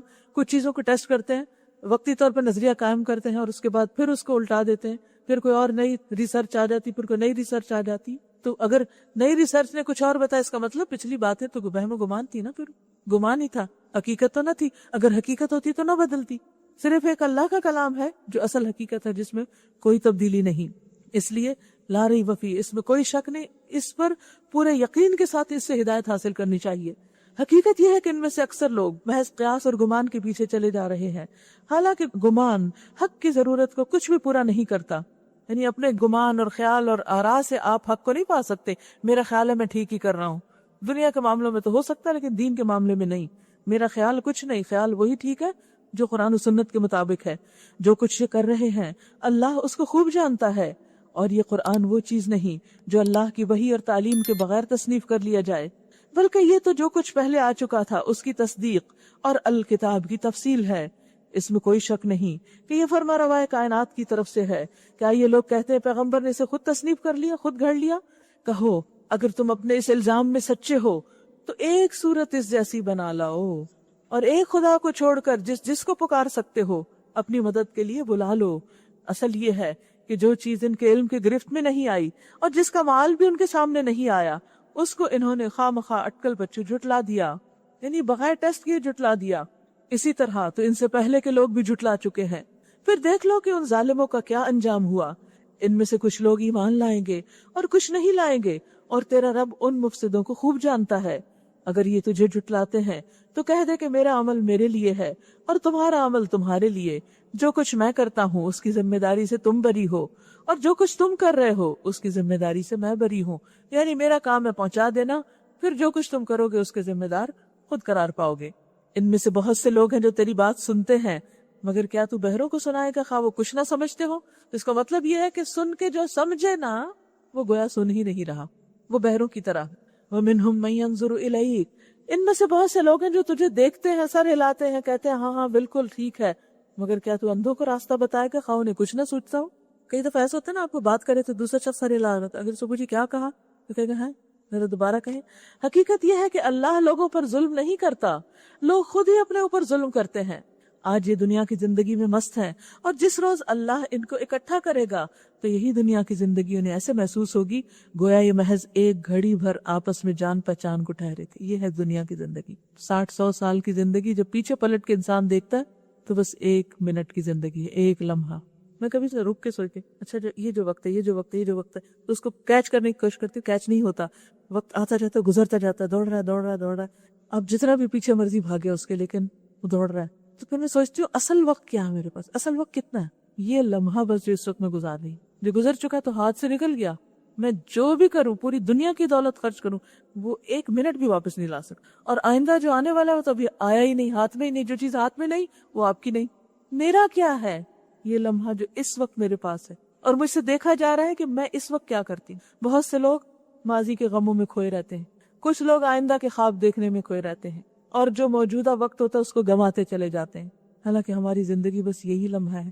جس نے اس لمحے کو پکڑ لیا، اس کو قید کر لیا، یعنی کس کے ذریعے؟ اچھے کام کے ذریعے، وہ کامیاب ہو گیا۔ اس کا ماضی بھی حسین ہو جائے گا، کیونکہ اس نے آج اچھے کام کیے، تو آج کا اچھا کام ماضی بنتا جا رہا ہے، کل بنتا جا رہا ہے۔ تو جب وہ پلٹ کے دیکھے گا تو اس پر بھی خوش ہوگا کہ الحمدللہ کام کیا کچھ، اور اس کے لیے اگلے لمحوں کی فکر اس لیے نہیں کہ وہ تو ابھی دیکھے ہی نہیں، تو خوف، غم، ہراس، اس طرح کی چیزوں کی اس کو پرواہ نہیں ہوتی۔ اس کا سارا فوکس، کمپلیٹ فوکس کس پہ ہے؟ آج پہ۔ بہت سے وقت میں جب ہم کوئی اچھا ڈیسیژن نہیں لے پاتے، کچھ ہمارے پاس اپرچونٹیز ہوتی ہیں، ہم ٹالتے رہتے ہیں، انتظار کرتے رہتے ہیں، اچھا ابھی میں ڈیسائیڈڈ نہیں، اچھا یہ کر لوں وہ کر لوں، I don't know, I am not sure, اچھا، اور آج کا دن بھی گنوا دیتے ہیں۔ حالانکہ آج تو کام کریں ہم جو کر سکتے ہیں، آج تو اللہ کی نعمتوں سے فائدہ اٹھائیں، کل جب آئے گی دیکھی جائے گی، کل اللہ نے اگر کچھ اور لکھا ہے تو کل فائدہ اٹھائیں گے۔ کل کے انتظار میں آج کو گنوا دینا انتہائی حماقت ہے۔ اور قیامت کے دن بھی کیا کہیں گے؟ كَأَن لَّمْ يَلْبَثُوا إِلَّا سَاعَةً، ایک گھڑی من النہار، دن کی، یتعارفون بینہم، ابھی تو بس پہچانا ہی تھا، ایک دوسرے کو دیکھا ہی تھا بس۔ اور یہ ایک حقیقت ہے، آپ یقین کریں کسی انسان کے ساتھ آپ 100 سال بھی رہ لینا، آپ نہیں پہچان سکتے اس کو، کس وقت اس کا دل بدل جائے۔ آپ سمجھ رہے ہوتے اسے سب سمجھ کے آپ سارا اپنے آپ کو اس کے مطابق ڈالتے، یا کوئی اور مطالبہ کر دیتے، پھر آپ کہتے ہیں کہاں جاؤں۔ یعنی انسان اتنا انپریڈکٹیبل ہے، اتنا ناقابل اعتبار ہے کہ آپ کسی پہ تو کیا خود پہ بھی نہیں کر سکتے کہ اگلے لمحے آپ کیا ہوں گے۔ آج بڑی بڑی باتیں کر رہے ہیں، کل کچھ بھی نہیں کر رہے، سب کیا کرا ہے بھول گیا۔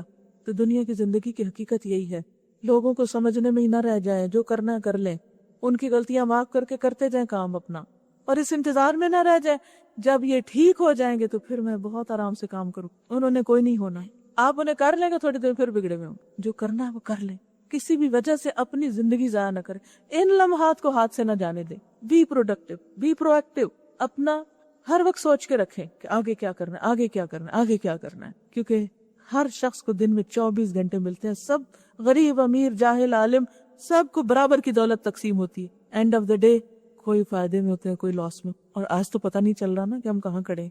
کل جب سامنے آئے گی نا وہ رپورٹ، پھر ہوش آئے گی اور پھر کچھ کرنے کا وقت نہ ہوگا۔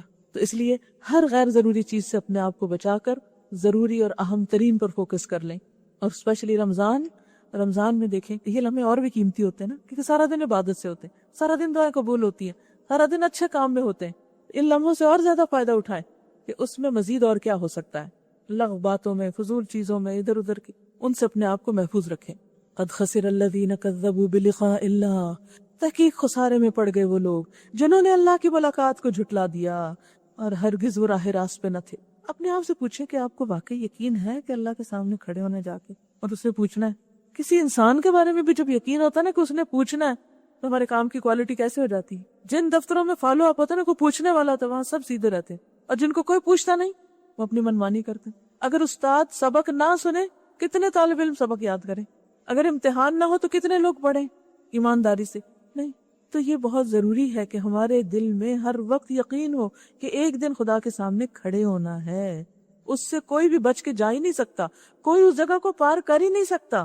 جنت کا راستہ ادھر سے ہی گزرتا ہے، پھر جس کو وہ فیصلہ کرے گا کہ ادھر جاؤ تو وہ ادھر جائے گا، ورنہ دوسرا نہیں جا سکتا۔ اس ملاقات کا جتنا زیادہ یقین ہوگا عمل اتنے ہی اچھے ہوں گے، تقوی میں آپ کی ترقی ہوگی، اور جتنا یہ یقین اور احساس کم ہوگا اتنی ہی دنیا میں مستی زیادہ ہوگی اور دنیا میں دلچسپی زیادہ۔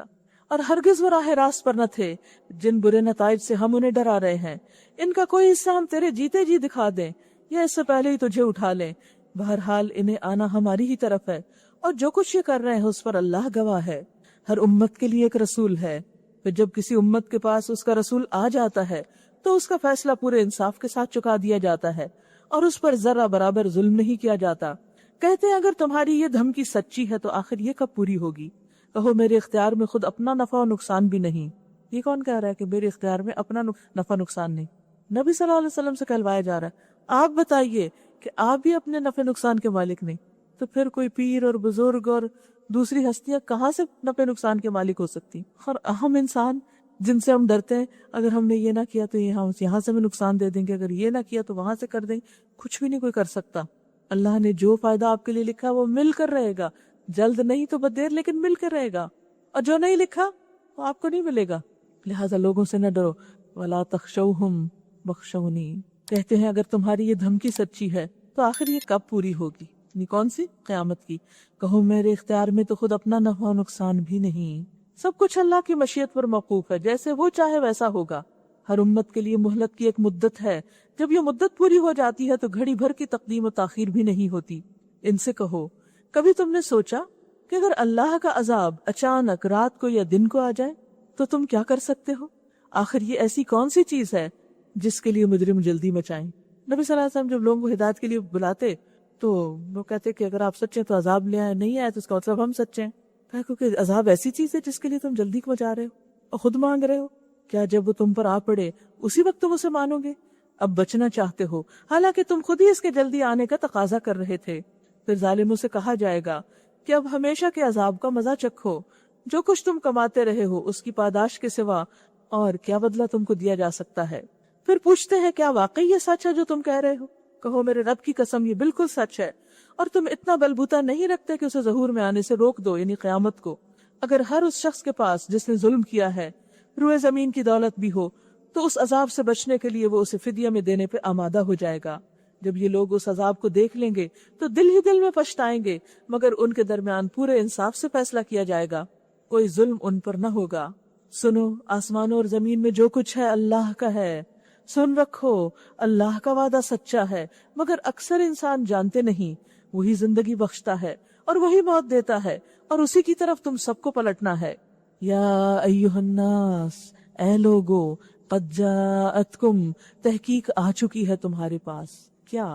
موعظۃ من ربکم، تمہارے رب کی طرف سے ایک نصیحت، وشفاء لما فی الصدور، اور شفا ان بیماریوں کے لیے جو سینوں میں ہیں، دلوں کی بیماریوں کے لیے، حسد، کینہ، بغض، تکبر، نفرت، عداوت، دھوکہ، فریب، ان سب کی اصلاح کرتی ہے یہ کتاب، وہدن، اور ہدایت، رہنمائی کرتی ہے، ورحمۃ للمؤمنین، اور مومنوں کے لیے رحمت کا باعث ہے۔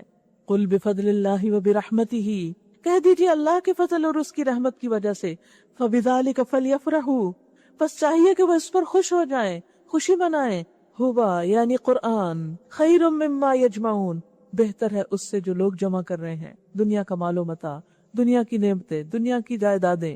یہ کتاب، یہ قرآن ان سب چیزوں سے زیادہ اچھی ہے، لیکن کتنے لوگ ہیں جو اس کے لیے دوڑتے ہیں، جو اس کا شوق رکھتے ہیں۔ تو یہاں کتاب کا ایک تعارف بھی کرا دیا گیا۔ ایک تو موعظت ہے، موعظت وہ چیز ہوتی ہے، وہ نصیحت ہے جو دل کو ٹچ کر جائے۔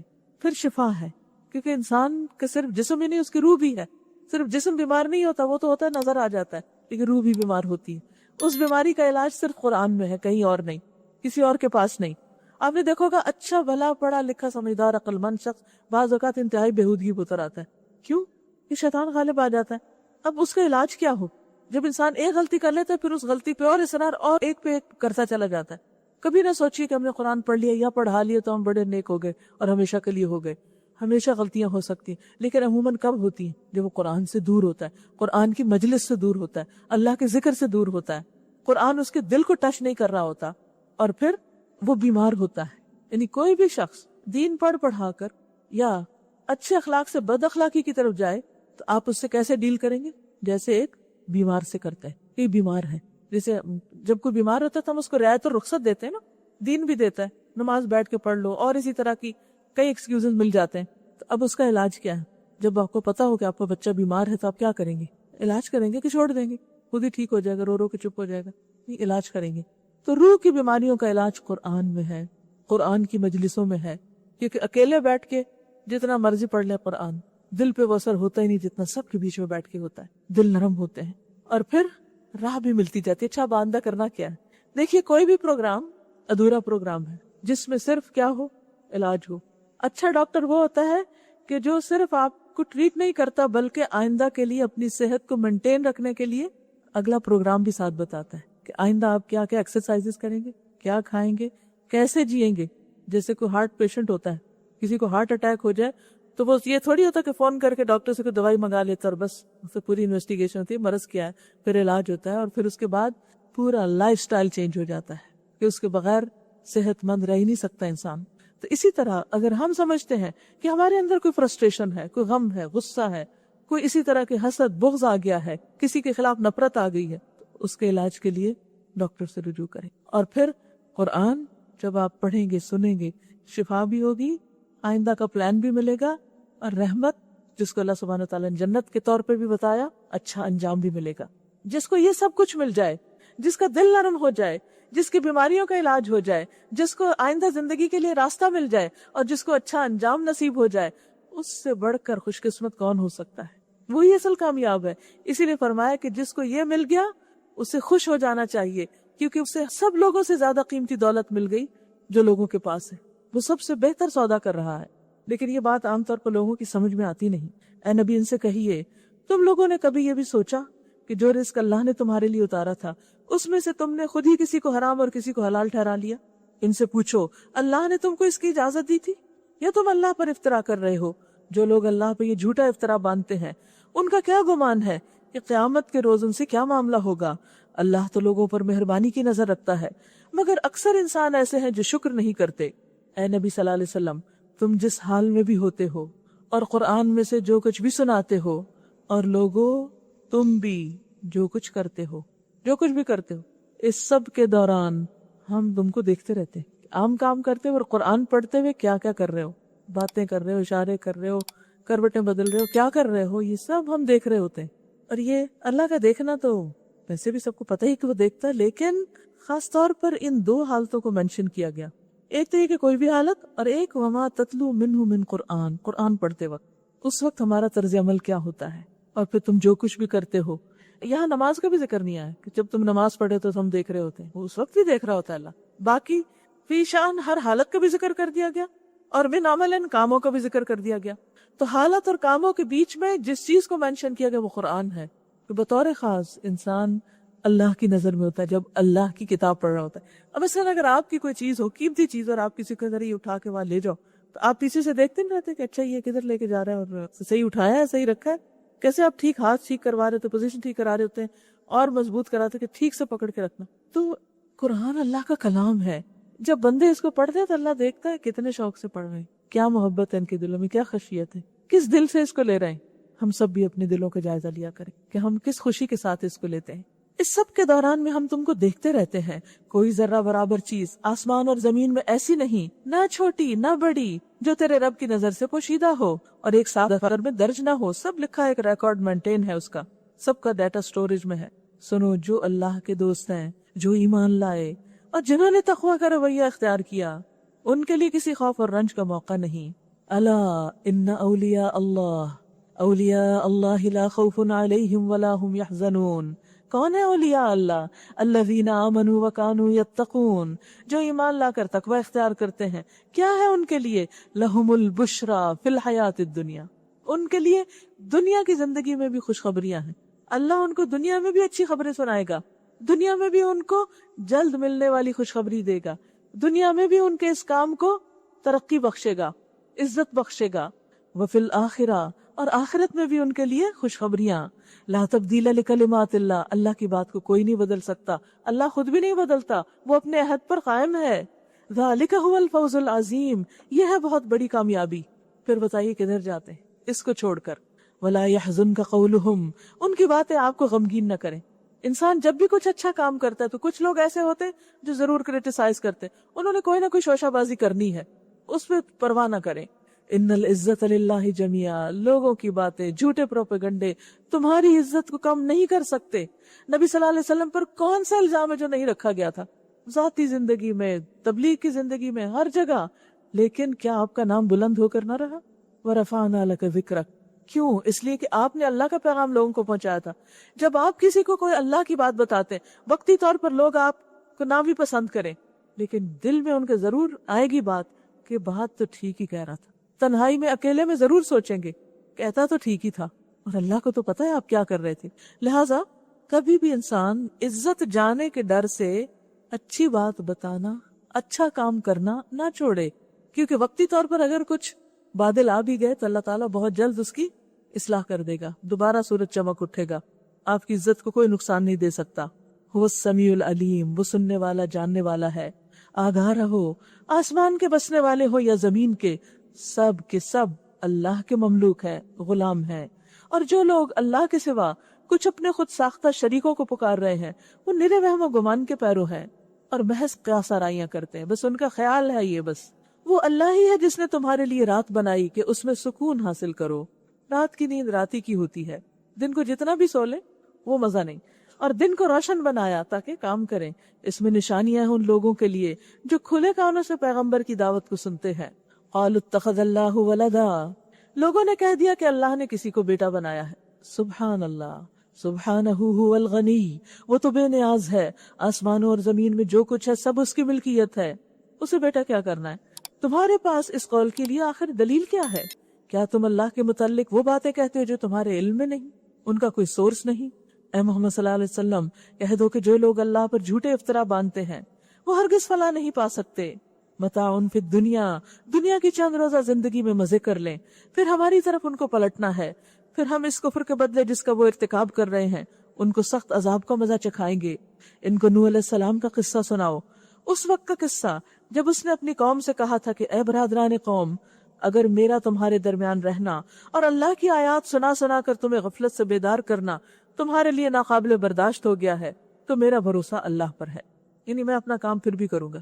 تم اپنے ٹھہرائے ہوئے شریکوں کو ساتھ لے کر ایک متفقہ فیصلہ کر لو، اور جو منصوبہ تمہارے پیش نظر ہو اس کو خوب سوچ سمجھ لو تاکہ اس کا کوئی پہلو تمہاری نگاہ سے پوشیدہ نہ رہے. پھر میرے خلاف اس کو عمل میں لے آؤ اور مجھے ہرگز مہلت نہ دو. تم نے میری نصیحت سے منہ موڑا تو میرا کیا نقصان، میں تم سے کسی اجر کا طلبگار نہ تھا، یہ میرا کوئی ذاتی مفاد نہیں تھا جو تمہیں میں ہدایت کی بات بتا رہا تھا. میرا اجر تو اللہ کے ذمہ ہے، اور مجھے حکم دیا گیا ہے کہ خواہ کوئی مانے یا نہ مانے میں خود مسلم بن کر رہوں. انہوں نے اسے جھٹلایا اور نتیجہ یہ ہوا کہ ہم نے اسے اور ان لوگوں کو جو اس کے ساتھ کشتی میں تھے بچا لیا، اور انہی کو زمین میں جانشین بنایا، اور ان سب لوگوں کو غرق کر دیا جنہوں نے ہماری آیات کو جھٹلایا تھا. بس دیکھ لو کہ جنہیں متنبع کیا گیا تھا اور پھر بھی انہوں نے نہیں مانا، ان کا انجام کیا ہوا. اسی سے سمجھ آ جائے گی کہ نہ ماننے والوں کا انجام کیسے ہوتا ہے. پھر نوح علیہ السلام کے بعد ہم نے مختلف پیغمبروں کو ان کی قوموں کی طرف بھیجا، اور وہ ان کے پاس کھلی کھلی نشانیاں لے کر آئے، مگر جس چیز کو انہوں نے پہلے جھٹلا دیا تھا اسے پھر مان کر نہ دیا. اس طرح ہم حد سے گزر جانے والوں کے دلوں پہ ٹھپا لگا دیتے ہیں. پھر ان کے بعد ہم نے موسیٰ اور ہارون کو اپنی نشانیوں کے ساتھ فرعون اور اس کے سرداروں کی طرف بھیجا، مگر انہوں نے اپنی بڑائی کا گھمنڈ کیا، متکبر لوگ تھے اور وہ مجرم تھے. بس جب ہمارے پاس سے حق ان کے سامنے آیا تو انہوں نے کہہ دیا کہ یہ تو کھلا جادو ہے. موسیٰ علیہ السلام نے کہا تم حق کو یہ کہتے ہو، یعنی جادو، جبکہ وہ تمہارے سامنے آ گیا، کیا یہ جادو ہے؟ حالانکہ جادوگر فلاح نہیں پایا کرتے. انہوں نے جواب میں کہا کیا تو اس لیے آیا کہ ہمیں اس طریقے سے پھیر دے جس پر ہم نے اپنے باپ دادا کو پایا؟ اور زمین میں بڑائی تم دونوں کی قائم ہو جائے، تمہاری بات تو ہم ماننے والے نہیں ہیں۔ اور فرعون نے اپنے آدمیوں سے کہا کہ ہر ماہر فن جادوگر کو میرے پاس حاضر کرو۔ جب جادوگر آ گئے تو موسیٰ نے ان سے کہا جو کچھ تمہیں پھینکنا ہے پھینکو۔ پھر جب انہوں نے اپنے انشر پھینک دیے تو موسیٰ نے کہا جو کچھ تم نے پھینکا ہے یہ جادو ہے، اللہ ابھی اسے باطل کیے دیتا ہے۔ مفسدوں کے کام کو اللہ سدھرنے نہیں دیتا، اللہ اپنے فرمانوں سے حق کو حق کر دکھاتا ہے۔ وَيُحِقُّ اللَّهُ الْحَقَّ بِكَلِمَاتِهِ وَلَوْ كَرِهَ الْمُجْرِمُونَ، خواہ مجرموں کو وہ کتنا ہی ناگوار ہو۔ فَمَا آمَنَ لِمُوسَىٰ إِلَّا ذُرِّيَّةٌ مِّن قَوْمِهِ، پھر دیکھو کہ موسیٰ کو اس کی قوم میں سے چند نوجوانوں کے سوا کسی نے نہ مانا، صرف یوتھ تھی جو آپ پر ایمان لائی، کیونکہ بڑے لوگوں کی تو بڑی مصلحتیں ہوتی ہیں۔ فرعون کے ڈر سے اور خود اپنی قوم کے سربراوردہ لوگوں کے ڈر سے، جنہیں خوف تھا کہ فرعون ان کو عذاب میں مبتلا کرے گا۔ نبی صلی اللہ علیہ وسلم کے ساتھ بھی جو صحابہ تھے میجورٹی ان کی ینگسٹرز پر مبنی تھی۔ حضرت علی صرف 7 سال کے تھے جب آپ نے نبوت کا دعویٰ کیا، ظاہر جب فوت ہوئے ہوں گے تو یعنی 23 سال کے بعد اس وقت آپ دیکھیے کہ کیا عمر ہوگی، اسٹل ینگ۔ پھر اس طرح سے جعفر، زبیر، طلحہ، سعد بن ابی وقاص، مصعب بن عمیر، عبداللہ بن مسعود اور عبداللہ بن عباس تو بہت ہی چھوٹے تھے۔ تو بات یہ ہے کہ ہر دور میں جو کام کرنے والے لوگ ہوتے ہیں وہ وہی ہوتے ہیں جو مصلحت کوشی کا شکار نہیں ہوتے، جو چیلنجز کو قبول کر سکتے ہیں، جو قربانیاں کر سکتے ہیں، اور یہ پوٹینشیل عموماً یوتھ میں زیادہ ہوتا ہے۔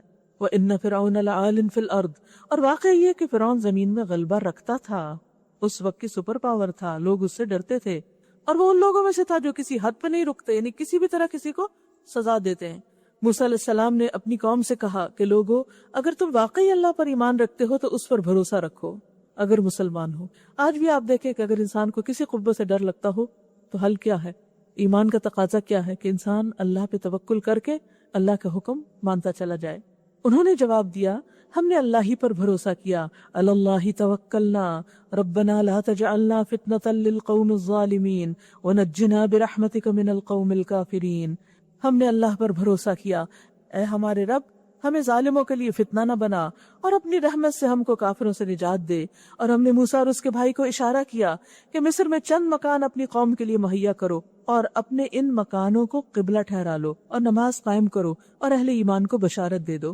تو اس سے پتہ یہ چلتا ہے کہ اگر اہل ایمان پر کوئی ایسا دور آ جائے کہ جہاں وہ مسجد بھی نہ جا سکیں، مسجدوں پر داخلہ ہی بند ہو جائے، یا خوف و ہراس کی کیفیت ہو، یا کوئی ایسی اویلیبلٹی نہ ہو، تو اس صورت میں پھر کیا اسٹریٹجی ہونی چاہیے؟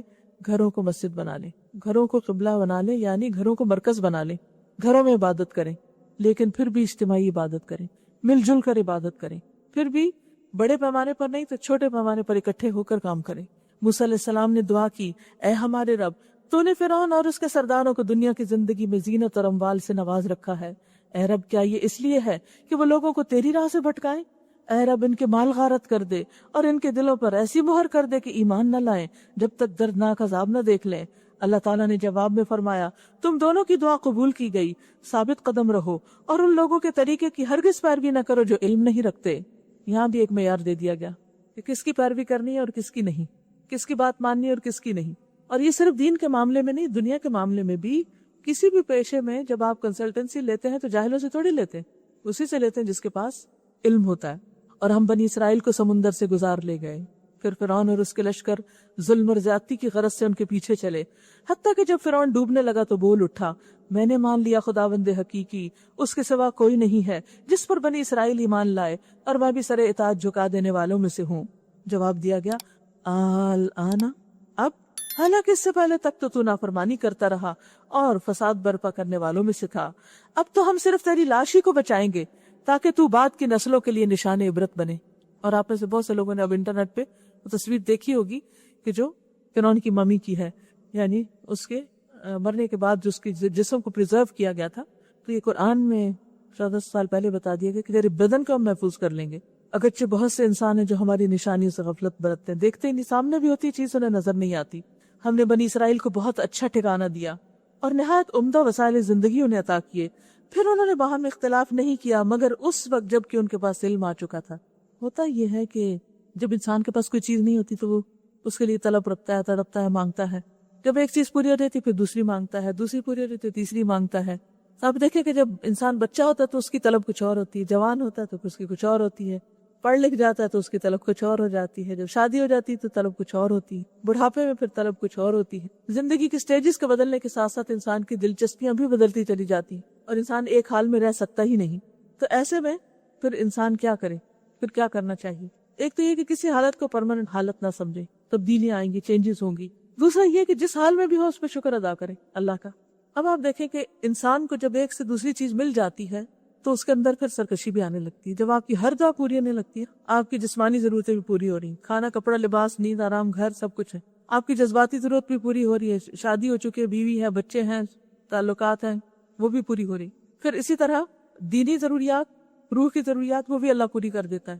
لیکن آپ نے دیکھا ہوگا کہ بعض اوقات جب جسمانی ضرورت بھی پوری ہوگی، جذباتی بھی پوری ہوگی، جو دینی ضرورت ہے جب وہ کسی حد تک ملتی ہے، کچھ ہاتھ آتی ہے، اور اگر تھوڑا زیادہ انسان محنت کرے زیادہ ہو جائے تو عموماً ایروگنس آ جاتا ہے انسانوں کے اندر، تکبر آ جاتا ہے۔ اس وقت بس وہ اس علم کو ہی فائنل اتھارٹی دیتے ہیں جو ان کے پاس ہے، اور پھر اس علم کی بنا پر بعض اوقات دوسروں کو حقیر جانتے ہیں اور دوسروں کو لیٹ ڈاؤن کرتے ہیں، اور اس کے ساتھ ساتھ دوسروں سے اختلاف کرتے ہیں۔ یہاں اسی کا ذکر ہے کہ نہایت عمدہ وسائل زندگی ملے لیکن پھر بھی اختلاف کیا۔ اگر انسان کائنات میں غور کرے، اپنے کو ملنے والی نعمتوں پہ غور کرے تو اس کی توجہ بڑھ جائے اور پھر وہ یہ کام نہ کرے، یقیناً تیرا رب قیامت کے روز ان کے درمیان اس چیز کا فیصلہ کر دے گا جس میں وہ اختلاف کرتے رہے ہیں۔ اب اگر تجھے اس ہدایت کی طرف سے کچھ بھی شک ہو جو ہم نے تجھ پر نازل کی، نبی صلی اللہ علیہ وسلم کو خطاب ہے کہ اگر قرآن کے ملنے پر کچھ بھی شک ہے تو ان لوگوں سے پوچھ لے جو پہلے سے کتاب پڑھ رہے ہیں۔ فی الواقع یہ تیرے پاس حق ہی آیا ہے تیرے رب کی طرف سے، لہٰذا تو شک کرنے والوں میں سے نہ ہو اور ان لوگوں میں نہ شامل ہو جنہوں نے اللہ کی آیات کو جھٹلایا، ورنہ تو نقصان اٹھانے والوں میں سے ہوگا۔ حقیقت یہ ہے کہ جن لوگوں پر تیرے رب کا قول راست آ گیا، ان کے سامنے خواہ کوئی نشانی بھی لا کے دکھاؤ، کوئی بھی آ جائے، وہ کبھی ایمان نہیں لا کے دیتے جب تک کہ دردناک عذاب سامنے نہ آتا دیکھ لیں۔ پھر کیا ایسی کوئی مثال ہے کہ ایک بستی عذاب دیکھ کر ایمان لائی ہو اور اس کا ایمان اس کے لیے نفع بخش ثابت ہوا ہو؟ یونس علیہ السلام کی قوم کے سوا اس کی کوئی مثال نہیں۔ وہ قوم جب ایمان لے آئی تھی تو البتہ ہم نے اس پر سے دنیا کی زندگی میں رسوائی کا عذاب ٹال دیا تھا اور اس کو ایک مدت تک بہرہ مند ہونے کا موقع دیا تھا۔ حقیقت یہ ہے کہ انسان کی بہت سی ذہن سازی قرآن پڑھنے کے بعد ہوتی ہے، اور یہاں پر ذکر کیا گیا قوم یونس کا۔ کسی بستی میں جب پیغمبر آتے تھے تو پھر کیا ہوتا تھا، وہ بستی اگر نہیں مانتی تھی تو اس کو پکڑ لیا جاتا تھا۔ اب یہاں پر بھی ذکر کیا جا رہا ہے کہ ایک بستی ایسی تھی کہ جس کے پاس اللہ نے عذاب بھیجا، لیکن چونکہ ان کا پیغمبر ان کو چھوڑ کے جا چکا تھا تو جب انہوں نے توبہ کرنی شروع کی تو اللہ نے ان کی توبہ قبول کر لی اور دوسری طرف پیغمبر کو پکڑ لیا، یونس علیہ السلام، اور انہی کے نام سے یہ صورت ہے۔ تو بات یہ ہے کہ مثالیں تو موجود ہیں اگر ہم دیکھنے اور پڑھنے والے ہوں۔ وہ قوم جب ایمان لے آئی تھی تو البتہ ہم نے اس پر سے دنیا کی زندگی میں رسوائی کا عذاب ٹال دیا اور اس کو ایک مدت تک زندگی سے بہرہ مند ہونے کا موقع دے دیا۔ اگر تیرے رب کی مشیت یہ نہ ہوتی کہ زمین میں سب مومن اور فرما برداری ہو تو سارے اہل زمین ایمان لے آئے ہوتے، پھر کیا تو ان لوگوں کو مجبور کرے گا کہ وہ مومن ہو جائیں؟ کوئی متنفس اللہ کے اذن کے بغیر ایمان نہیں لا سکتا۔ اب دیکھیے کہ جب بھی کوئی کنورٹ ہوتا ہے، جب بھی کوئی کلمہ پڑھتا ہے تو یہ بات ضرور سوچا کیجئے کہ اللہ کے اذن کے بغیر کوئی مسلمان نہیں ہو سکتا، ایمان نہیں لا سکتا۔ اللہ کا طریقہ یہ ہے کہ جو لوگ عقل سے کام نہیں لیتے وہ ان پر گندگی ڈال دیتا ہے، ان کو بودا بنا دیتا ہے۔ ان سے کہو زمین اور آسمانوں میں جو کچھ ہے اسے آنکھیں کھول کر دیکھو، اور جو لوگ ایمان لانا ہی نہیں چاہتے ان کے لیے نشانیاں اور تنبیہات آخر کیسے مفید ہو سکتی ہیں؟ ان کو پھر کس اور بات سے سمجھایا جائے؟ اب یہ لوگ اس کے سوا اور کس چیز کے منتظر ہیں کہ وہی برے دن دیکھیں جو ان سے پہلے کے گزرے ہوئے لوگ دیکھ چکے ہیں۔ ان سے کہو اچھا انتظار کرو، میں بھی تمہارے ساتھ انتظار کرتا ہوں۔ پھر جب ایسا وقت آتا ہے تو ہم اپنے رسولوں کو اور ان لوگوں کو بچا لیا کرتے ہیں جو ایمان لائے ہوں۔ ہمارا یہی طریقہ ہے، ہم پر حق ہے کہ مومنوں کو بچا لے۔ یہاں پر ایک بہت بڑی خوشخبری سنائی گئی ہے، اور وہ کیا ہے کہ جب حق و باطل کے درمیان کنفلکٹ ہوتا ہے تو حق کی اللہ تعالیٰ مدد فرماتے ہیں۔ اور پھر یہ خوشخبری بھی کہ جیسے پچھلے رسولوں کو ہم نے بچایا اسی طرح باقی مومنوں کو بھی بچا لیں گے، اور یہ اللہ کا حق ہے۔ قُلْ يَا أَيُّهَا النَّاسِ إِن كُنتُمْ فِي شَكٍّ مِّن دِينِي، اے لوگو اگر ابھی تک تم میرے دین کے متعلق کسی شک میں ہو تو سن لو کہ اللہ کے سوا تم جن کی بندگی کرتے ہو میں ان کی بندگی نہیں کرتا، بلکہ صرف اسی خدا کی بندگی کرتا ہوں جس کے قبضے میں تمہاری موت ہے۔ مجھے حکم دیا گیا ہے کہ میں ایمان لانے والوں میں سے ہو جاؤں، اور مجھ سے فرمایا گیا ہے کہ تو یکسو ہو کر اپنے آپ کو ٹھیک ٹھیک اس دین پر قائم کر دے اور ہرگز مشرکوں میں سے نہ ہو، اور اللہ کو چھوڑ کر کسی ایسی ہستی کو نہ پکار جو تجھے نہ فائدہ دے سکتی ہے نہ نقصان۔ کس کو پکارتے ہیں لوگ؟ قبروں پہ جا کے پکارتے ہیں قبروں کو، اور انسانوں کو، زندہ کو، مردہ کو۔ تو بات یہ ہے کہ اللہ ہی ہے جو ہر مصیبت میں انسان کے کام آتا ہے۔ اللہ تعالیٰ کو وہ بندہ بہت محبوب ہے جو ہر چیز اس سے مانگتا ہے۔ وَلَا تَدْعُ مِن دُونِ اللَّهِ مَا لَا يَنفَعُكَ وَلَا يَضُرُّكَ، اور اللہ کو چھوڑ کر کسی ایسی ہستی کو نہ پکار جو تجھے فائدہ نہیں پہنچا سکتی اور نہ نقصان دے سکتی۔ فَإِن فَعَلْتَ فَإِنَّكَ إِذًا مِّنَ الظَّالِمِينَ، اگر تو ایسا کرے گا تو تیرا شمار بھی ظالموں میں ہوگا۔ وَإِن يَمْسَسْكَ اللَّهُ بِضُرٍّ فَلَا كَاشِفَ لَهُ إِلَّا هُوَ، بہت ہی اہم آیت ہے۔ وَإِن يَمْسَسْكَ اللَّهُ بِضُرٍّ فَلَا كَاشِفَ لَهُ إِلَّا هُوَ وَإِن يُرِدْكَ بِخَيْرٍ فَلَا رَادَّ لِفَضْلِهِ، اگر اللہ تجھے کسی مصیبت میں ڈالے تو خود اس کے سوا اور کوئی نہیں جو اس مصیبت کو ٹال دے، اور اگر وہ تیرے حق میں کسی بھلائی کا ارادہ کرے تو اس کے فضل کو کوئی بھی پھیرنے والا نہیں۔ گویا ہر نفع نقصان کا مالک اللہ ہے، ہمیں اسی کی طرف رجوع کرنا ہے، اسی سے مدد مانگنا ہے۔ وہ اپنے بندوں میں سے جس کو چاہتا ہے اپنے فضل سے نوازتا ہے، اور وہ درگزر کرنے والا اور رحم فرمانے والا ہے۔ اے محمد صلی اللہ علیہ وسلم، آپ کہہ دیجئے کہ لوگو، تمہارے پاس تمہارے رب کی طرف سے حق آ چکا ہے، یعنی قرآن۔ اب جو سیدھی راہ اختیار کرے اس کی راست روی اسی کے لیے مفید ہے، اور جو گمراہ رہے اس کی گمراہی اسی کے لیے تباہ کن ہے۔ اور میں تمہارے اوپر حوالہ دار نہیں ہوں، اور اے نبی صلی اللہ علیہ وسلم، تم اس ہدایت کی پیروی کیے جاؤ جو تمہاری طرف بذریعہ وحی بھیجی جا رہی ہے، اور صبر کرو یہاں تک کہ اللہ فیصلہ کر دے، اور وہ بہترین فیصلہ کرنے والا ہے۔ انشاءاللہ سورۃ ہود کے شروع سے پڑھیں گے۔ وآخر دعوانا ان الحمد للہ رب العالمین، سبحانک اللہم وبحمدک، نشہد ان لا الہ الا انت، نستغفرک ونتوب الیک۔ السلام علیکم ورحمۃ اللہ وبرکاتہ۔ آج کے ٹاپکس جز 11 میں سورہ توبہ اور سورہ یونس کے جو ہے وہ بھی الحمدللہ آپ کے سامنے۔ طہارت ایمان کا حصہ ہے، کتاب الطہارہ پہ پورے کیسز موجود ہیں۔ صاف رہیے، صحت مند رہیے۔ ایک اور ٹاپک ہے جنت کا سودا، جھوٹ، مزاح، مسکراہٹ، اچھی نیت کا اچھا پھل۔ سورہ توبہ کی پوری تفسیر جو ہے وہ بھی الحمدللہ کیسٹس میں موجود ہے۔ دنیا کی حقیقت، قرآن کی کرنیں مری کے کوہساروں پر، ذہنی پریشانی سے نجات، ڈپریشن سے نجات، اس کا کیسٹ بھی موجود ہے۔ السلام علیکم ورحمۃ اللہ وبرکاتہ۔